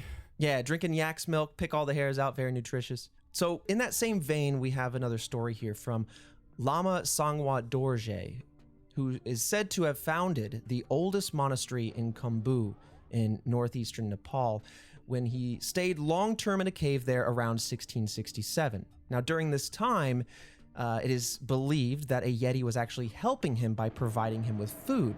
And when the Yeti... Yeah, right? And when the Yeti would pass away, the creatures would leave their scalp and hands, their full hands, as relic with the Lama. And one of these relics, these set of hands, is famously known as, and again, I'm going to try my best, the Pongbochi hand, which we're going to talk a little bit more about. Okay. There's a whole mystery just around that in general, but it will come up in some of the expeditions we're going to talk about. So yeah, I guess they befriended the Yeti or a group of Yeti. It's like deer. Right. When it's plural, you don't slap an S on it. It's just Yeti is one, Yeah. and it's also all of them. So I guess they would help each other a little bit, and then as a sign of respect, they would, when the deceased Yeti would pass away, the rest of the Yeti would, here's the scalp and hands as kind of a relic. It's very interesting. That is really cool. See. That's what I would like to think it is. Yeah. I just something don't think nice. It is. I just don't think it turns out like that. Right. If it was right, like I don't know if life could be that simple. Right. Well, let's talk about some of the expeditions into the Himalayas. This is where the meat and potatoes, as I like to say, lives. This is the sightings, the photographs, the sights and sounds of the Yeti. Maybe not the smells, but expeditions into the Himalayas to search for the Yeti began after British explorer Charles Howard Bury led the 1921 British Mount Everest reconnaissance expedition. He found animal tracks at high altitudes and he believed that they were from wolves, but when he found these, one of his Sherpa guides almost immediately volunteered that the tracks must be from, quote, the wild man of the snows, to which they gave the full name, Metokang Mi, or to translate it into English, filthy/unwashed snowman. Weird. Very weird. Why are you insulting? Why you got the insulted? Yeti That's like what I'm that? saying. That's just, you're going so hard in the paint. I know. Like, get those words out of your mouth, man. He's going to hear you. That's insane. These things cut their hands off for their friends. What are they going to do to their enemies? Yeah, You know? that's a, yeah. Anyway, they might take some relics of their own, but this is where Abominable actually starts to come in because Henry Newman of The Statesman wrote at that time about this finding, but he also mistranslated Metokangmi to Abominable Snowman instead, which led to the popular nickname for the Yeti that we know today. So it's very interesting. I mean, Abominable does mean, I feel like it's a far more offensive version of the word unwashed. So Oxford Languages defines it as, causing moral revulsion, loathsome, detestable, hateful, odious, obnoxious, and despicable. So yeah, he kind of really added some gravitas, perhaps for the newspaper sales or something. I don't know. But yeah, that's where abominable comes from. Yeah, I'm sure it makes like a catchy headline, but I'll be Yeah, honest, no. I didn't know it was that like offensive of a word. Like, my God. I'm just thinking now, though, a newspaper headline that comes through and says, "Behold, the filthy snowman." Like, Yeah. oh, that does not have the same ring to it. No, not at all. Oh, man. Well, of course, much like we kind of explored with Mothman and other cryptids, as more Westerners ventured into the Himalayas, more claims of sightings started to arise around the Yeti. And it starts to make you wonder, is this a chicken or the egg situation? Yep. It starts to become very popular. And so people go out there looking for something specific. And of course, if you're looking for it, you might just see it, and it kind of becomes self-fulfilling prophecy and propagates through society. I was just about to say that. I mean, if that's where like, oh, I mean, how can you not think that? If that's where all the sightings started spiking, then it's definitely because people are just like, I don't know, they want to be a part of the story or want to try to get famous. The usual. Yeah, of course. I mean, it's also worth mentioning too that the Himalayas, especially at this time, are not super well known about. I mean, with regards to exploration, of course, there have been mountaineers up in there. I don't pretend to know all the history of the Himalayas, but we're in the 20s. That's all I want to say. And then in the 50s is where we really start to hit Mount Everest. So our short lifespan, you and I, Fredo, knowing about Mount Everest and all the people that have summited the thing really is all in near-term history. So the Himalayas are still, especially to Western culture, very intriguing, very curiosity driving, right? They seem like a new frontier in that sense. And not to mention the world's tallest mountain is there. And so, of course, it just feeds into this kind of fever of looking for the unknown. I could see that. A few years later, in 1925, Greek photographer N.A. Tombazi spotted a creature on the slopes of the Himalayas. Now, when they saw it, it moved out of sight before he could take a picture, but he was able to describe it as, quote, unquestionably, the figure in outline was exactly like a human being, walking upright and stopping occasionally to uproot or pull at some dwarf rhododendron bushes, end quote. He also claimed that the creature was dark against the snowy terrain, which kind of checks off the idea of that kind of unwashed look or maybe that red hair look. But Tombazi and his group even saw footprints, which were similar to humans, but he said that they were about 6 to 7 inches long by 4 inches wide. So very stocky on a foot. Damn. But see, then like if any footage comes up, then it's automatically like the blurriest, most low res figure you've ever seen. Right. A lot of artifacting. Cryptids have got to be like terrified. Not everyone's got like a 4K camera in their pocket. Right. That's the thing too, though, man. I've been on Cryptid Talk. I was just on there earlier today, and the compression is not keen. It's not great. And so they compress these videos in the woods where there's a lot of noise or it's dark, and you go, great, we've gone back to the 1950s with this with this camera quality. But I don't know. I think on one hand, I think that noise can add artifacts, which maybe make you see things, and then on the other hand, if you can catch a 4K footage of a Yeti, I will be hype. I don't know. I like to believe it. And I mean, there's people that can also like break it down and see if it's like photoshopped or, digitally enhanced in any way. That's true. It would shake people up. I'd tell you that much. Oh, yeah. I would just want to know how through all these years were you able to just hide? Right. Teach this thing some language. I don't know, sign language, English, some, whatever it might speak. Morse code, whatever. Sit down with the thing, yeah, and then say, first of all, how? Yeah. Okay, just say it. That would be the one thing. If any of these cryptids were real, and I could ask them one thing. Oh, how are you hidden for so long? And where is the entrance to Hollow Earth? I mean, that's the second question. Easy. Yeah. How do I get to Hogwarts? Oh, now that's the question. I've been rewatching the Potter films. I'm sorry, I'm into it. I'm there. Take me back to my teens. Anyway, again, off track. This is the #1 movie podcast about mysteries. What am I supposed to do? That it is. Now, in 1951, we're going to flash forward a few decades here. We have another expedition to Mount Everest. Mountaineer Eric Shipton came across Yeti footprints and photographed them, as well as the trackway, which eventually led to an impassable crevasse. So essentially saying, You found some footprints, took a photo of them. We have those photos for you now. Fredo, we can show you those. Everybody else, task force, check out our Twitter page and YouTube page, like I mentioned. But yeah, there you go. If you want to check out the photo of the foot, and then also a photo of the kind of path of the footprints. Now, one thing about the foot is This is it's chonky. comically fat. It's chonky, dude. Look at that big toe. Well, the big toe is like, it's like one of Mickey's ears. It's so comically huge. And then the three, like, I guess like last toes on, I don't know, the pinky and the ones next to the, I don't know what those are called. They're The ring toe and the middle toe. yeah, I guess ring toe and middle toe. I don't They're know. absurdly small. Like they're like baby tiny. It's just Baby so weird. tiny. Baby. And then tiny. I guess like if you were to call it the index toe, the pointer toe. the pointer is just kind of thick, and You know I don't- what? That says ogre to me. That's so weird. Looks like he picked up his mom's feet. Yeah, if you told me that was an ogre, maybe that makes more sense. Not that really makes sense. I don't know, but like that's a little wild. Yeah, It's that's very weird, That's a wild. weird looking foot. Yeah, and I mean, here's the thing. You see a pickaxe next to it, but for the sake of your mental map of this foot, because we're going to work our way around it, these prints were measured as 13 inches long and 8 inches wide. So again, now we have an upscaling of the footprint from about 20 whatever years ago, 26 years ago. But this time it's almost 3 times as long and twice as wide.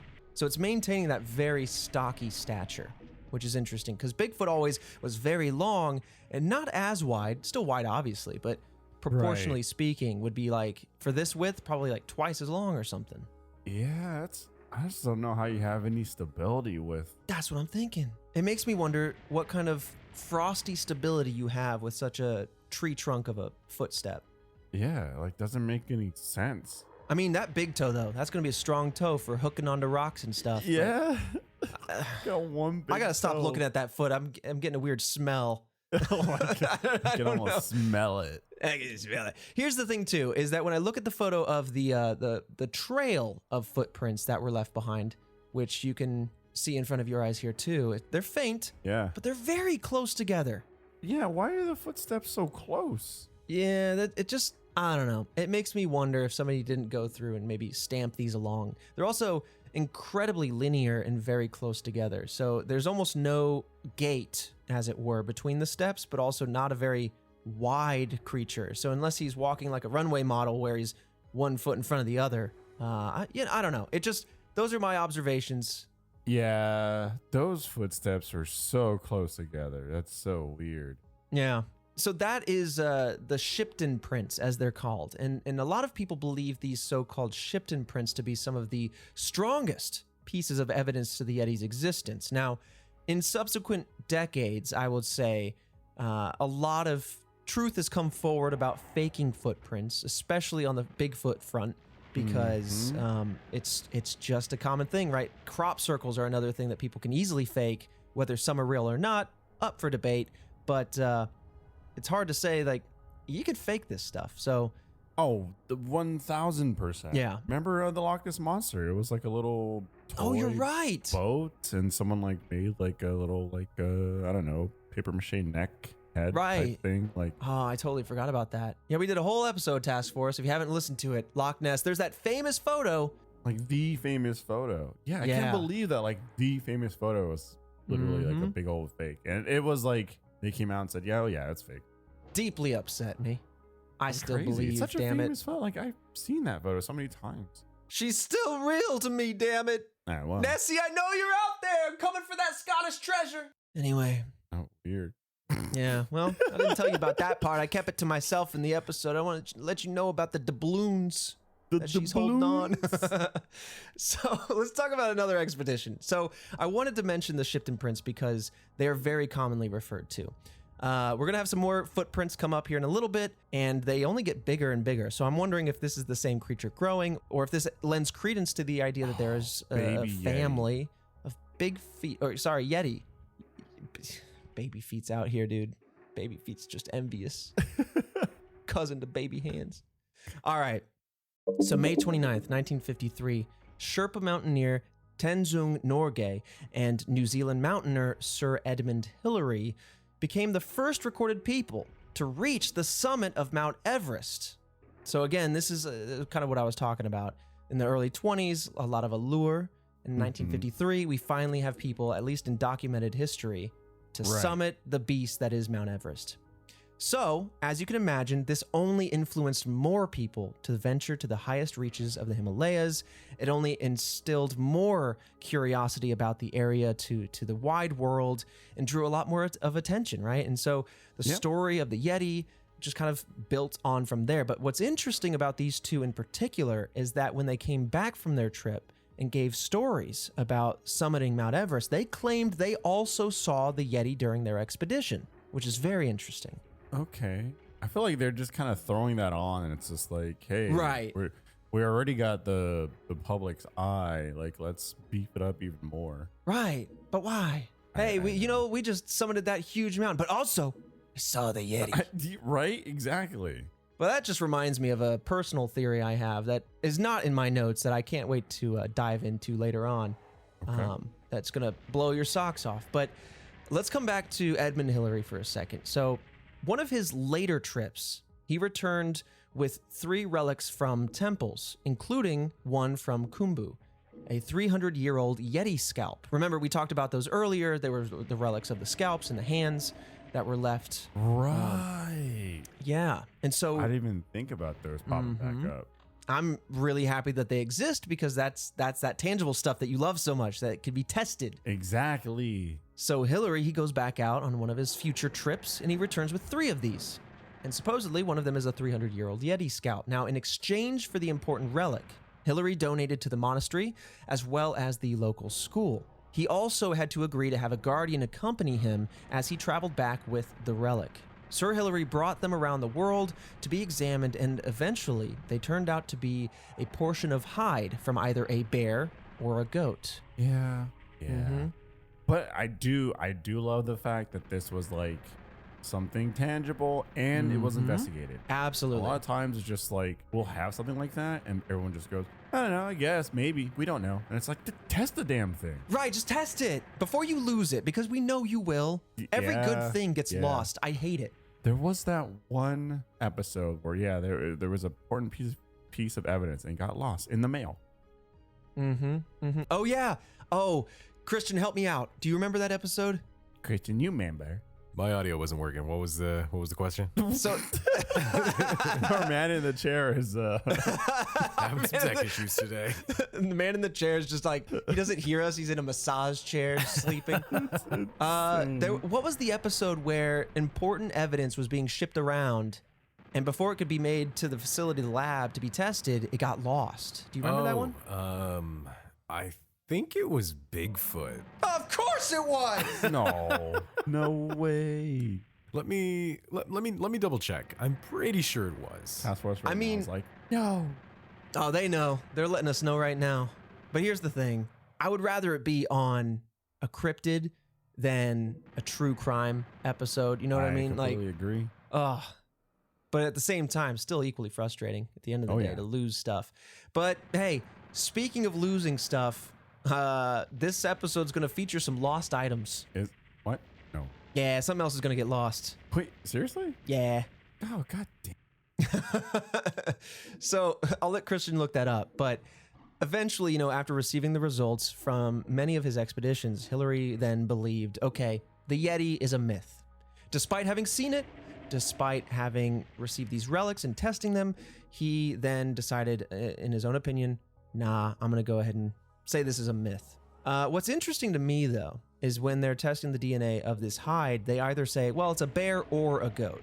And I would imagine that you would be able, I'm not a DNAologist, right? But no, they're not the same creature. You think they're not the same creature, and they wouldn't even be like genetically similar enough to claiming it's one, either or. But who knows? Freezing stuff, the temperatures, and yeah, I just hope they're not going off of looks. Like somebody held this up and smelled it and pet it a little bit and said, "Yep, that's bear." I hope some DNA evidence went into this and that they just weren't able to recover full DNA profiles. It depends on the quality of the grade. You know what I'm saying? Oh, if you're paying right, for right, a right, right. company That's that leather. is a high grading company, then it makes sense that they have the machines and they test it. Right, right, right. Well, you got to be careful with that Yeti leather. It's very delicate, very rare. I would be so careful with that. I feel like it would just crumble and break apart and shatter into pieces. It's true, especially since it's been in the Himalayas for all this time, and it would be preserved pretty well in the cold. But let's talk about the last kind of expedition here. Before you do, I found it. It was not Bigfoot. It was the Hinterkaifeck murders. Oh, no. Skulls of the victims were Eee. sent to a clairvoyant, and then in that whole process, the heads were lost. It's even worse. I have such conflicted emotions. It wasn't a cryptid, but it was also a true crime. But also, it wasn't going to a lab. It was going to a clairvoyant. Yeah. Anyway, the Hinterkaifeck murders, very interesting stuff, Task Force. We did a whole episode on it. If you want to hear a little bit more of our displeasure with the handling of that evidence, God. go check it out. Hey everybody, how you doing? This is Trevor coming right back at you. Happy New Year. By the way, I know we're starting to get into it now, so you're tired of hearing it, but I just wanted to say it. I hope you're doing well. Thank you, Task Force, for listening all the way through the last year and into this next one. Hope you're enjoying the Yeti episode. Speaking of cryptids, I know I've been teasing this, and that's my fault. I've been teasing it for way too long, but we finally have some dates coming up for the cryptid pin set. It's going to look like it's next month here in February. Stay tuned. We're going to give you the specific dates as it approaches. But if you're excited for that pin set, I think we also have a hoodie for you. So we have a small Red Web collection coming at you. So, save those pocketbooks and get ready to join the task force if you haven't already. But with that said, I want to talk about some of the fantastic sponsors we have that help bring this show to you. This episode of Red Web is sponsored by ExpressVPN. I don't like people stealing my data, if I'm honest. I use ExpressVPN when I'm gaming online or if I'm browsing, and I want to make sure that my searches or my gaming or whatever, my IP is private. And I can do that without any lag to my gameplay or anything like that, thanks to ExpressVPN. It's very nice that we have this service. And I know most of you are probably thinking, why don't you just use incognito mode or something to that effect? Well, let me tell you something there, pal. Incognito mode does not hide your activity from your ISP. It doesn't matter what mode you use or how many times you clear your browsing history, okay? Mom's not going to find out, but someone will, okay? Your internet service provider, your ISP, can still see every single website you've ever visited. It all comes right through their servers and onto you. That's why even when you're at home, you should never go online without ExpressVPN. ExpressVPN is an app that reroutes your internet connection through a secure set of servers so that your ISP cannot see what the websites are that you are visiting.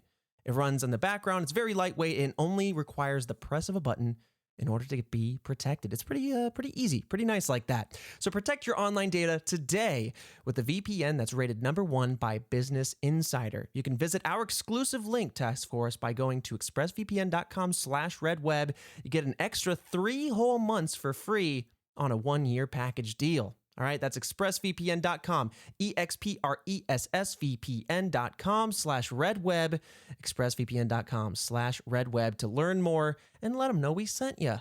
Protect that data while you're investigating. This episode of Red Web is also sponsored by Raycon.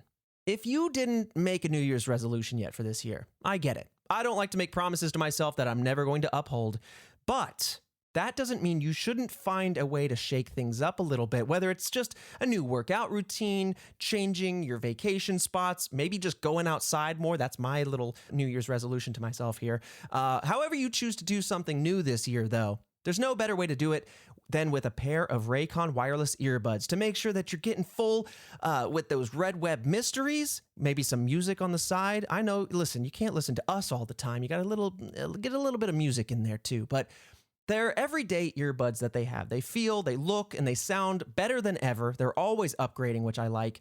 And they now have an awareness mode for you when you need to hear what's going on around you, right? You know, sometimes you're lost in the mystery, okay? And you're walking down the street.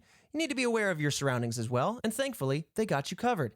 And Raycons also offer 8 hours of playtime and a 32-hour battery life. Okay, that's like 8 episodes at minimum of Red Web that you could be listening to on the go, sleek and seamless, stylish as always. I have a pair of wireless Raycons myself. They're nice and blue, love the color. And I also love just that they don't stick out a whole lot. They're very low profile and they stick right in there. They have the adjustable little plastic rubbery things, whatever they're called, the little ear hole things. I like that because I have big ears. Let's be real. But right now, Task Force, you can get 15% off your Raycon order if you go to buyraycon.com/redweb. Again, that's buyraycon.com/redweb to save 15% off your pair of Raycons.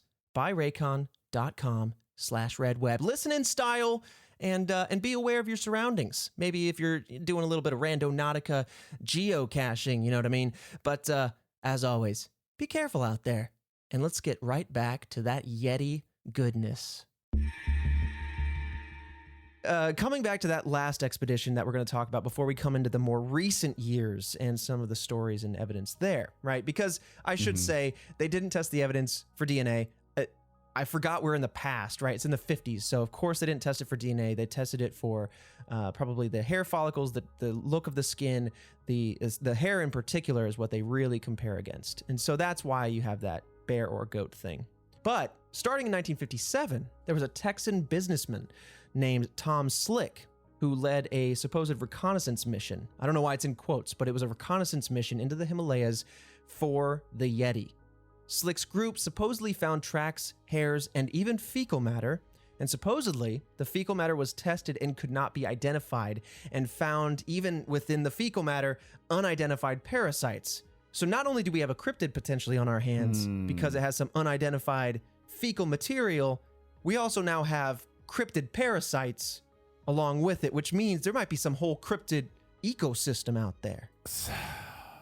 Got some unknown parasites. See, I mean, is it just because we haven't explored much of the Himalayas? Maybe. I would be very Right. curious to find out if that was a presently known, but at that time not known parasite. Yeah, exactly. Also, I don't want to ever discover parasites. No. That seems like the worst thing to discover. Because then I start thinking about all these movies I've seen where people get their minds melted or their bodies snatched. Or I don't like that. Oh, you're thinking about the extremes. Right. Well, I mean, when you're dealing with Yeti parasites, who knows? Yeah, you're right. You never know. He gets its own like germs and viruses Yeah. and whatnot. Well, Slick didn't stop there. That was his expedition, but he funded many other expeditions in search for the Yeti. On one such funded expedition, there was a man named Peter Byrne who stole fingers from the Pongbachi hand. Remember, that was one of the relics from Khumbu that we talked about earlier. Right. He stole some fingers, right? Because it's supposedly a hand of a Yeti. And he did so after the monks who owned it refused to let him take the piece for study. So he's like, all right, well, I'm going to show you, yoinks the fingers. And to disguise his crime, he replaces the fingers with human bones. I don't know where he sourced those bones from. I'm not going to ask. What? Okay. And then from there, it only gets stranger. Actor James Stewart joined in and reportedly just stole the entire hand, just yoinked the whole thing.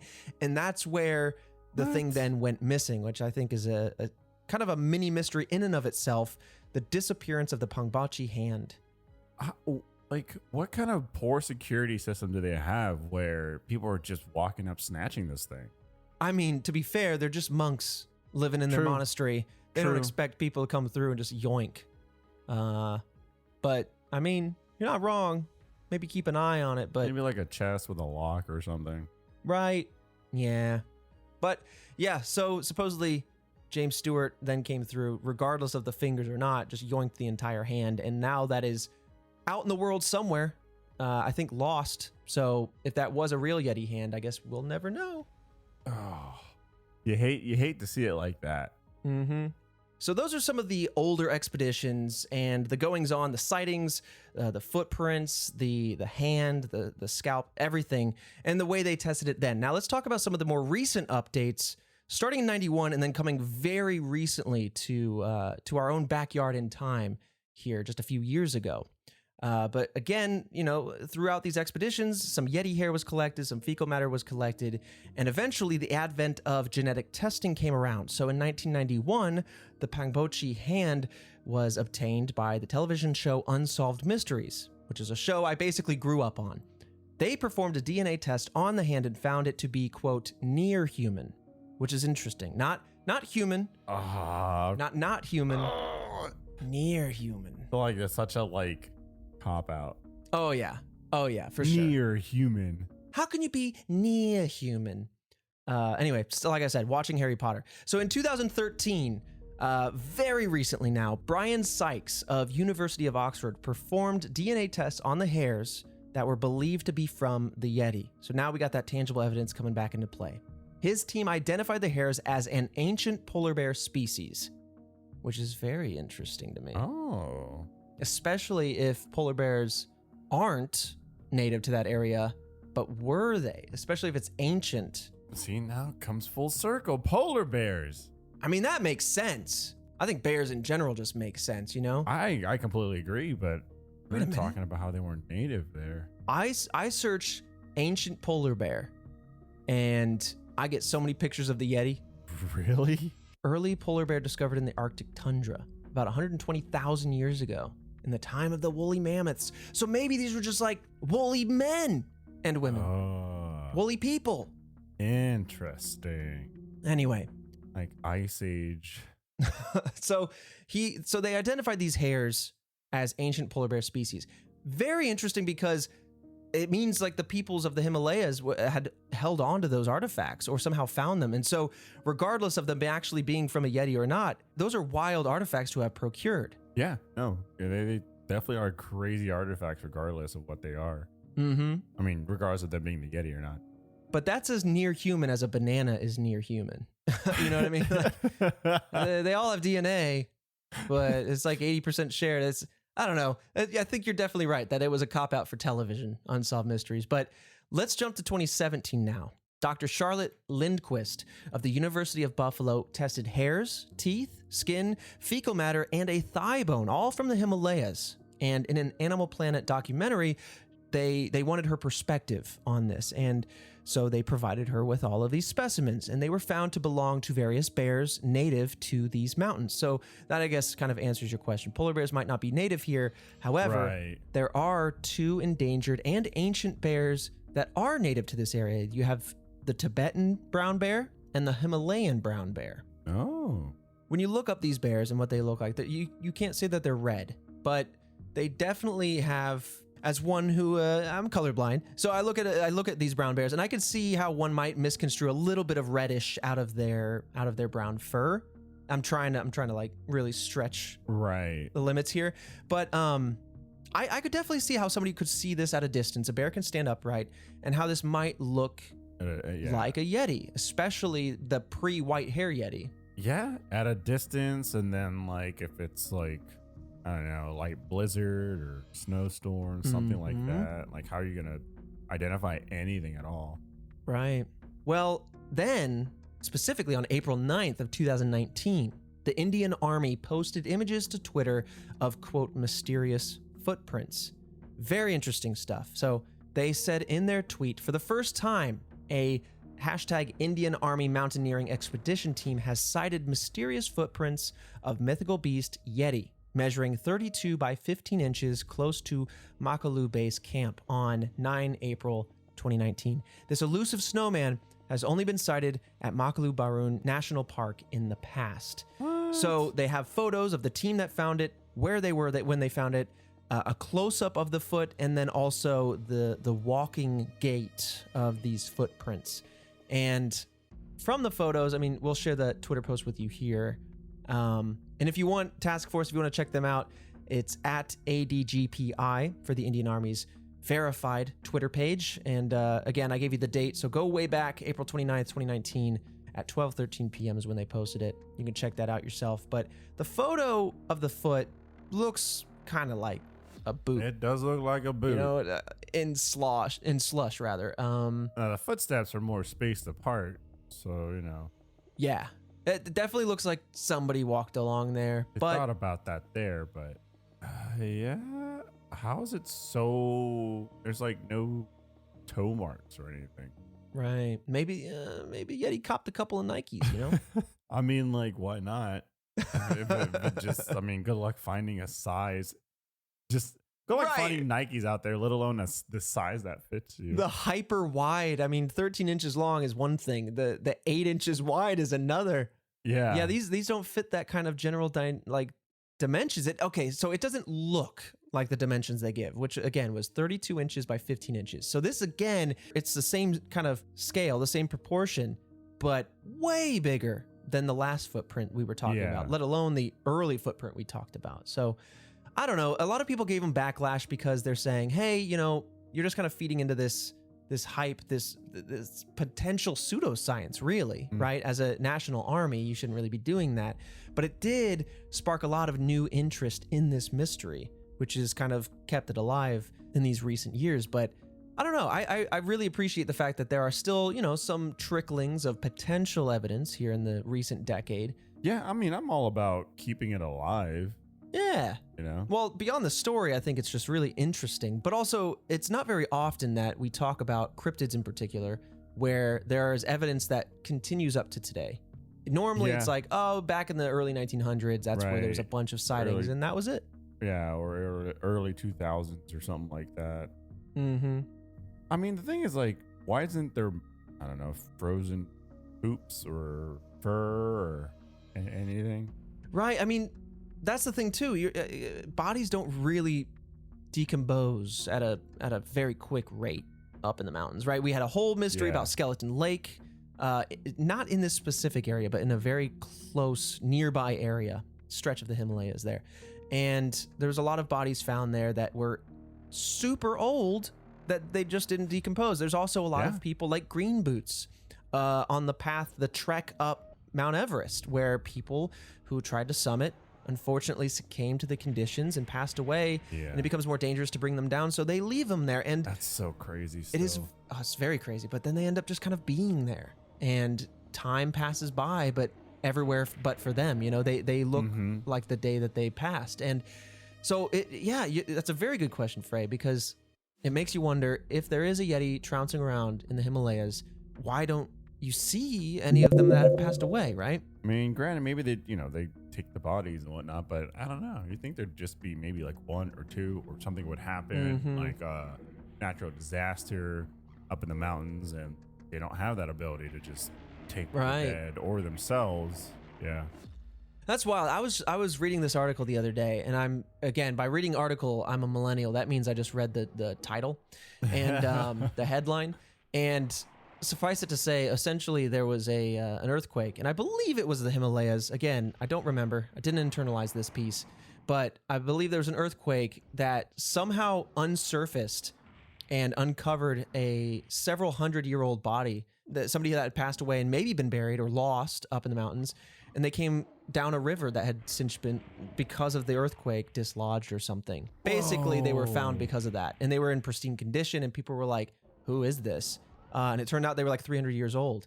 That, I feel like, would be wild if there was some wild earthquake or something, and then a Yeti cemetery showed up, and it would just be like mind-bending. I mean, as I say, it's definitely possible. It happened. Yeah. So that kind of brings us up to today. This is, the quick and dirty, as every episode tends to be, as much information as we can pack in. But I really enjoyed exploring some of these more recent pieces of supposed evidence and some of the DNA exploration that they did in recent years, because, I don't know, I think it, for me, helps lay it to rest a little bit more. I think something like Bigfoot, I still want to keep my mind open to the possibility, but for the Yeti in particular, I feel like, and we're about to dive into the theories, but one of these theories really, I think, stands out to me personally. But before we get into them, how do you feel? Like, with all this, the evidence and the photos and like... I definitely find the Yeti to be way more interesting than Bigfoot. Yeah? Yeah. I think that, like, the location, kind of like some of the lore behind it, or possible lore behind it. And I feel like there's just so many different paths that this creature could have came from, right? It could be... Oh, absolutely. It just could be a number of things, even as going as far back as this is just like a creature that survived the Ice Age or something like that. Like, ooh, all of it's cool. All of it's very intriguing, and like, yeah, no, I don't know, I just find it really fascinating, just like the locations in general. I agree. I think it's way more fascinating because we have more information around it. You have the folklore, you have the history. The location is very, very cool and way different than any other cryptid. Mm-hmm. I think that's what, like, all that extra information kind of helps solidify, in my mind, my own opinion. And that's where Bigfoot kind of just being this entity off in the woods kind of makes it a little bit more open-ended for me on that front, where I can still maybe go, okay, I guess I could see Bigfoot being a thing, but I don't know. Maybe these fall under the same camp, and if one's debunked, both are. But yeah, I think that's more interesting, but easier to debunk, I think, because of that. At the end of the day, though, I feel like it's just people, it's just folklore, and then there's just these people who are trying to create evidence around it. Yeah. On both ends, you know what I mean? Oh, definitely. I mean, it's like, for one of the stories is that it was a deity, right? And so, yeah, on one hand, you want to like support your beliefs and you want to believe in the beliefs that you were raised on, and on the other hand, you might have people coming through that want to capitalize on a fascinating story. But let's dive into the theories. So theory number one, I think we lightly talked about throughout the episode, and I think, even before I really dove into this research myself, kind of comes to mind naturally, and that this is nothing more than bears in the area. It is primarily believed that many who believe that they saw the Yeti are actually just seeing bears or other animals in general. Doesn't have to be a bear in particular, but in some Sherpa legends, the Yeti is actually a bear-like creature. In fact, there are 3 different kinds of these bear-like creatures. The Shipton print, when you look at those, or when those have been analyzed and compared to bear footprints, they do have some differences, right? Like this foot that was photographed had that really big, distinct big toe, right? Yeah. Large gap between that and all the other smaller ones. And bear paws tend to be a little bit more uniform and more unique, as well as being equal in height and width, but Right. but not too dissimilar. So that would be like the biggest wrinkle for this theory. But many of the Yeti's features that have been talked about, the height, the coloring of the fur or hair, etc., all kind of also are shared with bears, whether it be a polar bear or a Himalayan brown bear or what have you. These are all features that one can find in bears. And the Himalayan brown bear is actually very unique to this area with a distinct genetic history, having derived its own genetic line 650,000 years ago from other brown bears. So all that is to say is there is a long-standing history with these bears in this area. I think it was interesting to note that the white hair on the Yeti has not always been at the forefront. In fact, most of history, it was known as a red-haired creature. That's insanely fascinating. It really that's is, huh? all I've known it to be. Yeah. It's just like this white-haired creature. Yeah. I find it strange, especially like going back to the YouTube channel Storied, to kind of quote them and their position on it, but that it derived from the Rudolph the Red-Nosed Reindeer movie and their depiction of the abominable snowman. Like, And I'm that's so strange. yeah, kind of see it. Yeah, for sure. Mm-hmm. But with regards to the Himalayan bears, they are in fact endangered. So it would make sense that they aren't seen very often. They're not extinct. So you would still see them, but just, again, not very often. Brian Sykes, who I talked about before, his research suggests this and believes that the Yeti could actually be a hybrid, perhaps, between polar bears and the brown bears.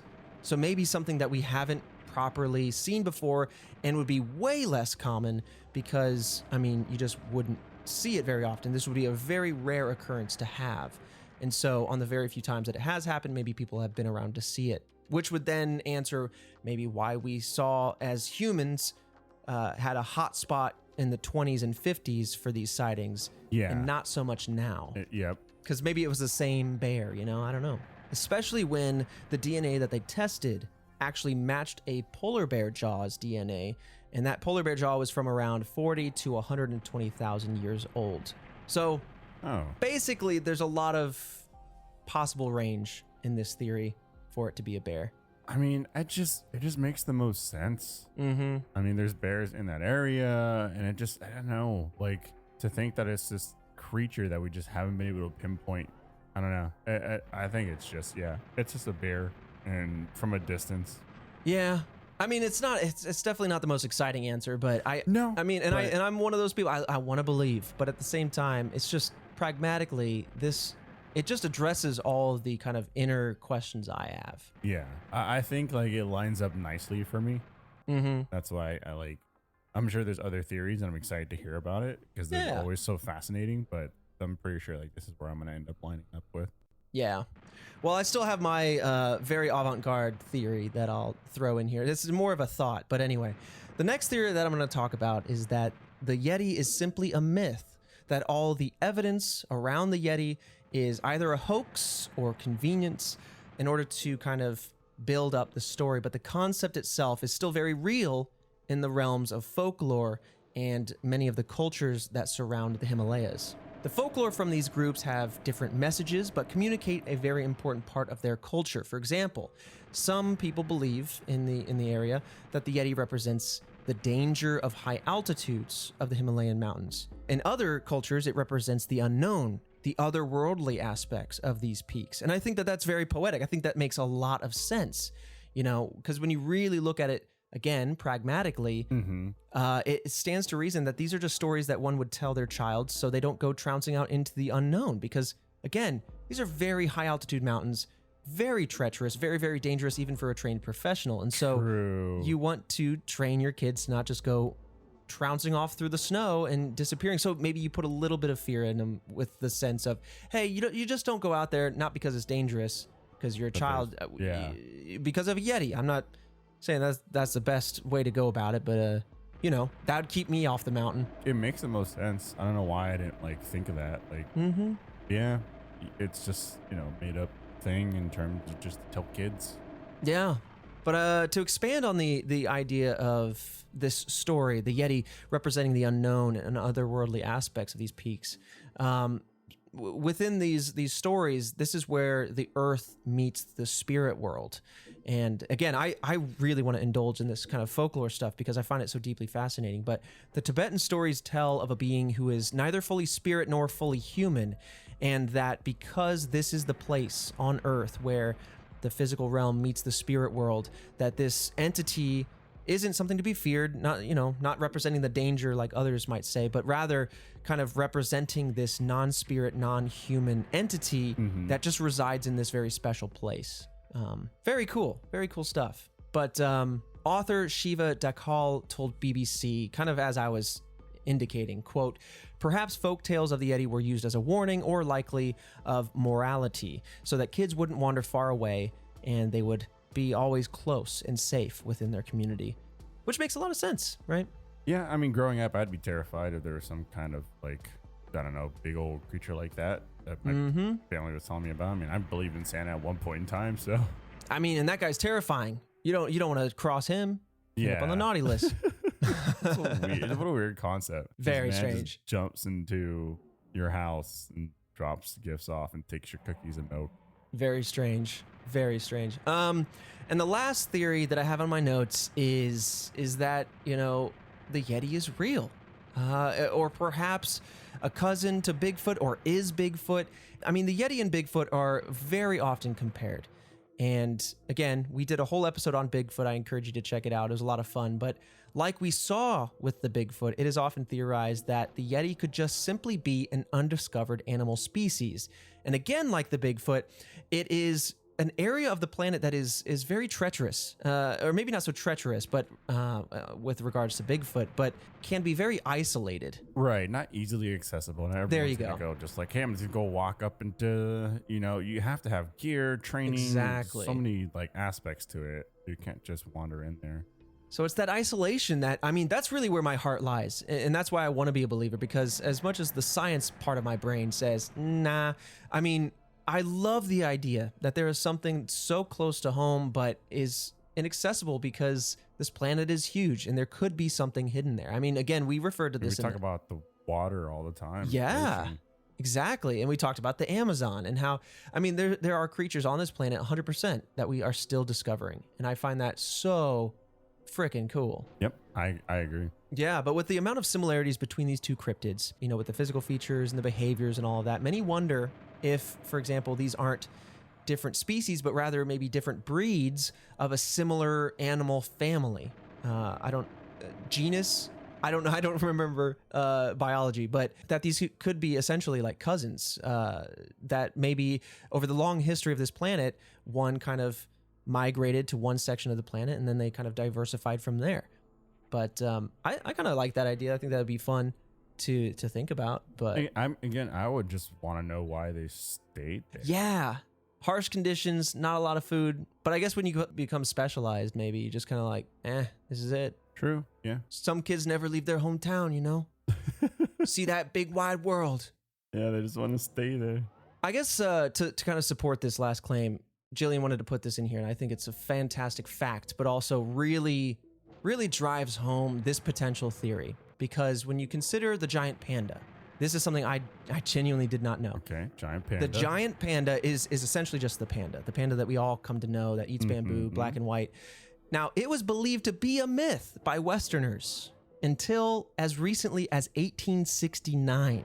And I mean, that really isn't a whole lot long ago, especially when you consider the length of humanity. But wait, seriously? yeah. And that's, I mean, obviously in a very similar area of the Asian continent. But yeah, I mean, if you can have something that is as obvious as like, well, now in hindsight, as obvious as the giant panda is no longer myth, then maybe there's some day in the far future, 100, 200 years from now, where we got Yetis kicking it around in a hopefully a very ethical zoo, you know? That would be wild. But yeah, I didn't even think about that. So like pandas are just like, oh, that's just a myth. They don't exist. I guess so. I mean, specifically by Westerners, right? And right. So like you have people that would be local to the environment that the panda lives in, and they go, of course they exist. And then because of, I mean, photographs are barely existing at this time, right? Yeah. I don't know. But yeah, I mean, like it's all the limitation of our own knowledge and technology. And, you know, we're very advanced now. And so one would think that there would be very little hidden from us. But again, there are still, I mean, smaller creatures, to be fair, bugs and fungi and things that are still being discovered. But you're right. I mean, the ocean alone probably houses so many creatures that we do. I mean, so many, dude. I think we talked about are so vast. Yeah, and I think we talked about like the giant squid, for example, like in the Bigfoot episode. Like that was something that we only recently had footage of, and it was only theorized from things being washed up on a rare occasion over the last few decades. But yeah, I don't know, and I think that part keeps my little intrigued brain alive, that little spark of curiosity. But the last theory, idea, thought I wanted to have, and I thought this was the most appropriate episode to put it out in. Otherwise, dang, if it ain't a whole episode, zombies. Oh, okay. I thought it was gonna be owls again or something like that. I really thought it was gonna be owls. No. I love that you said, oh, zombies. Oh, okay, that's fine. Owls, dude. What the? We talk about owls. All right, zombies make sense. So this isn't in my notes. This is all off the cuff. This is from like cryptid talk, essentially. But no. This is from the Conspiracy Iceberg. A shout out, by the way, to YouTuber Wendigoon. That's his name. You should check him out. He's awesome. Anyway, he's a newer YouTuber, but he's really exploding. He does a lot of icebergs. Anyway, one of the icebergs he talks about involves zombies in the Himalayan mountains, and how people went on hikes and obviously like expeditions to the Himalayas, and guides would tell them preemptively about these entities, these zombies, these human-like creatures, whatever they were, that would just kind of be wandering around out there. And that when summoning the mountain or just kind of making your way through the area, if you saw one, to not look at it, to not give it any attention, lest it kind of catch your eye and start coming your way. But I don't know. And so there's a lot of anecdotal evidence about people seeing zombies out there, and maybe the Yeti is just a big guy. Maybe he's a big zombie, right? So just a big zombie? Yeah, like winter is coming, you know, we got the White Walkers up north. Maybe they bit a couple giants, and now they're coming. It's just interesting, like, why wouldn't he attack people then? That's, I don't know. They seem docile until otherwise, like, jostled, maybe? I don't know much about it. This is me, again, just scratching the surface, but I felt like, you know, I'd be remiss if I didn't mention them, right, at least lightly, because, you know, you got zombies potentially in the Himalayas, you got the Yeti potentially in the Himalayas. Dude, who's to say it's not some type of virus that is just frozen? We did say that there was a parasite in some fecal matter that was undiscovered. Who knows? Maybe the zombie outbreak is actually a parasite and not so much a virus. I mean, that's so crazy though. Like, there could be something frozen out there, and it just don't say that. Oh, because there is. Global warming's gonna screw us up in ways we don't even know. Dude, could you imagine like you thinking I don't global wanna think about warming and then like, oh my god, like the melting and maybe there's Bro, a that's too flood real, dude. but really it just like unleashes some type of It's totally plague, possible. virus creature. Who Bro, knows? it's totally like, possible. I hate to say it, it's totally possible. So crazy, dude. It's so There it's, are underwater lakes in Antarctica that have been discovered that are liquid bodies of water that are highly salinated, right? They're very, very salty. Hence, I mean, when you add salt to water, it drops the freezing point. So thus they can stay very cold, but not frozen. And so they have these pockets deep under the ice that have been undisturbed that I think they're still exploring to this day. So this is me again, kind of just speaking off the cuff. I need to fact check myself here, but early signs are like there are theories basically that there might be signs of life or microbial at best, right? Not like giant fish or whatever, but it's that stuff that really freaks me out, right? Global warming, thaw that permafrost, release some sort of bacterias and viruses and ancient things into the air that we are not ready for. so possible, man. It's very possible. And I hope we're not talking about 2022 right now because I can't handle it. God. It's just be too much. Yeah, man. Well, ending on that very high, low, scary note about the world potentially ending in various other ways. That's been the Yeti, Fredo. How do you feel? Did you learn something today? I mean, it's fascinating. I mean, I've learned there's a handful of things that I learned. That's one of the cool parts about like doing all this stuff, even if I don't believe in it. It's just like, oh, so that's why that's that way. Or yeah, I didn't know that it was like kind of off of the what is it, the abominable snowman? Yeah, I guess it fed into that, but then also a depiction of that fed back into the Yeti. So it's like this chicken or the egg. Right. Thing It's all like very interesting stuff. Yeah. I'm more stuck on the terrifying note that we just discussed. Yeah, well, I'll leave you that. No, that's the thing, man. Like, Yeti is one of those ones, just like Bigfoot. I'll keep saying it. Where they're just so well known. Like, so many people know about them, but when you really dive into the story and the folklore rather, and some of the sightings and the potential evidence, you really start to pull it apart and go, oh man, there's a lot here that I didn't know about. Whether you want to take it at face value or take it as a story, either way, yeah, deeply fascinating stuff. It's what drives us to do this show, you know? Exactly. I think it's awesome. And then that's why, you know, you're the person that like loves diving into these things. But like every time you throw in the hook, I'm like, okay, let's go. Like, I want to learn more about this. Like, I can't just sit there and go, you know, Yeti. sounds cool, but whatever. It's like, okay, like break down the Yeti to me. Like, I've heard about this thing, I've seen it on TV or a movie or whatnot, read it in a book, but like, where does it come from? Like, what are the theories around it? Yeah. Well, if you're new to the show, thank you for joining us. We have plenty of other episodes from other mysteries, internet mysteries, true crime, cryptids, all that sort of stuff. I want to give a quick shout out, and I want to do this more consistently because Task Force, you guys have been amazing.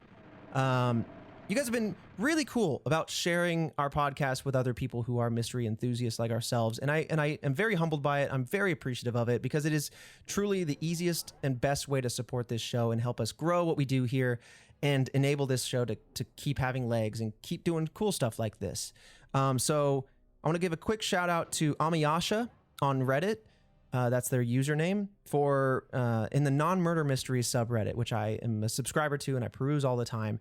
Somebody was looking for podcasts, and that was one of the top-rated comments was talking about Red Web. And so, yeah, thank you for doing that. There was also somebody else in there, EcoDude74. So thank you guys very much for sharing the podcast. And I'm going to try to do more shout-outs like that because I see everybody everywhere shouting out our show on Reddit and Twitter and YouTube and everything, and I'm just very appreciative of that. Honestly, I mean, I say this often, but it's actually really cool because like you were an enthusiast and I was the one that was just like very much like enamored by the whole thought of all this, all these like mysteries.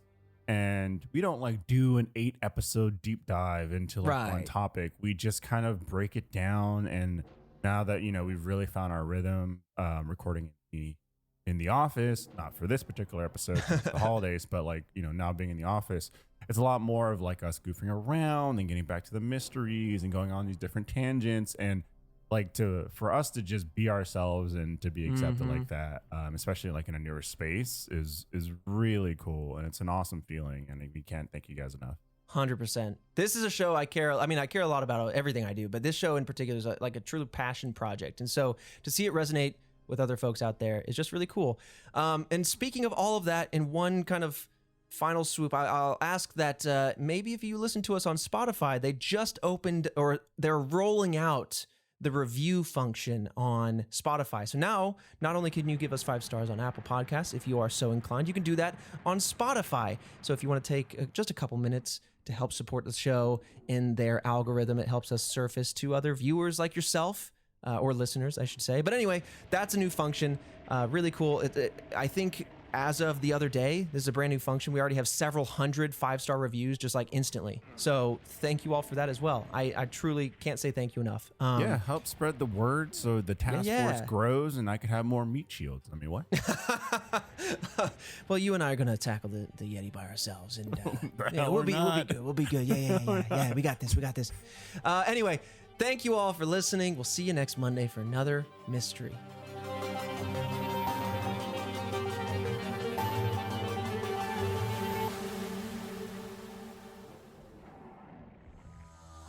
Are you a fan of video games, social deception, and reality shows? Introducing Survive Block Island, a reality competition show set in the world of Minecraft.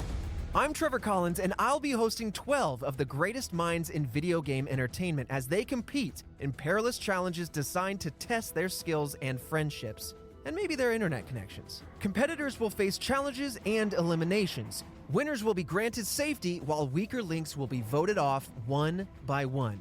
Ultimately, only one person will survive Block Island. Watch Survive Block Island, available now by going to bit.ly/surviveblockisland.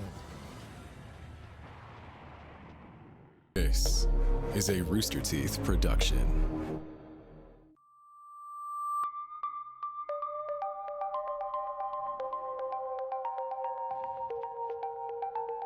Around the web, you can find communities built for local towns, places to discuss local events, politics, sales, and much more. But recently, a small town in New Zealand has appeared on the recommended page for many thousands of people around the world. Upon closer inspection, this odd New Zealand town seems to be hiding some dark secrets. Today, let's subscribe to the subreddit known as Martin.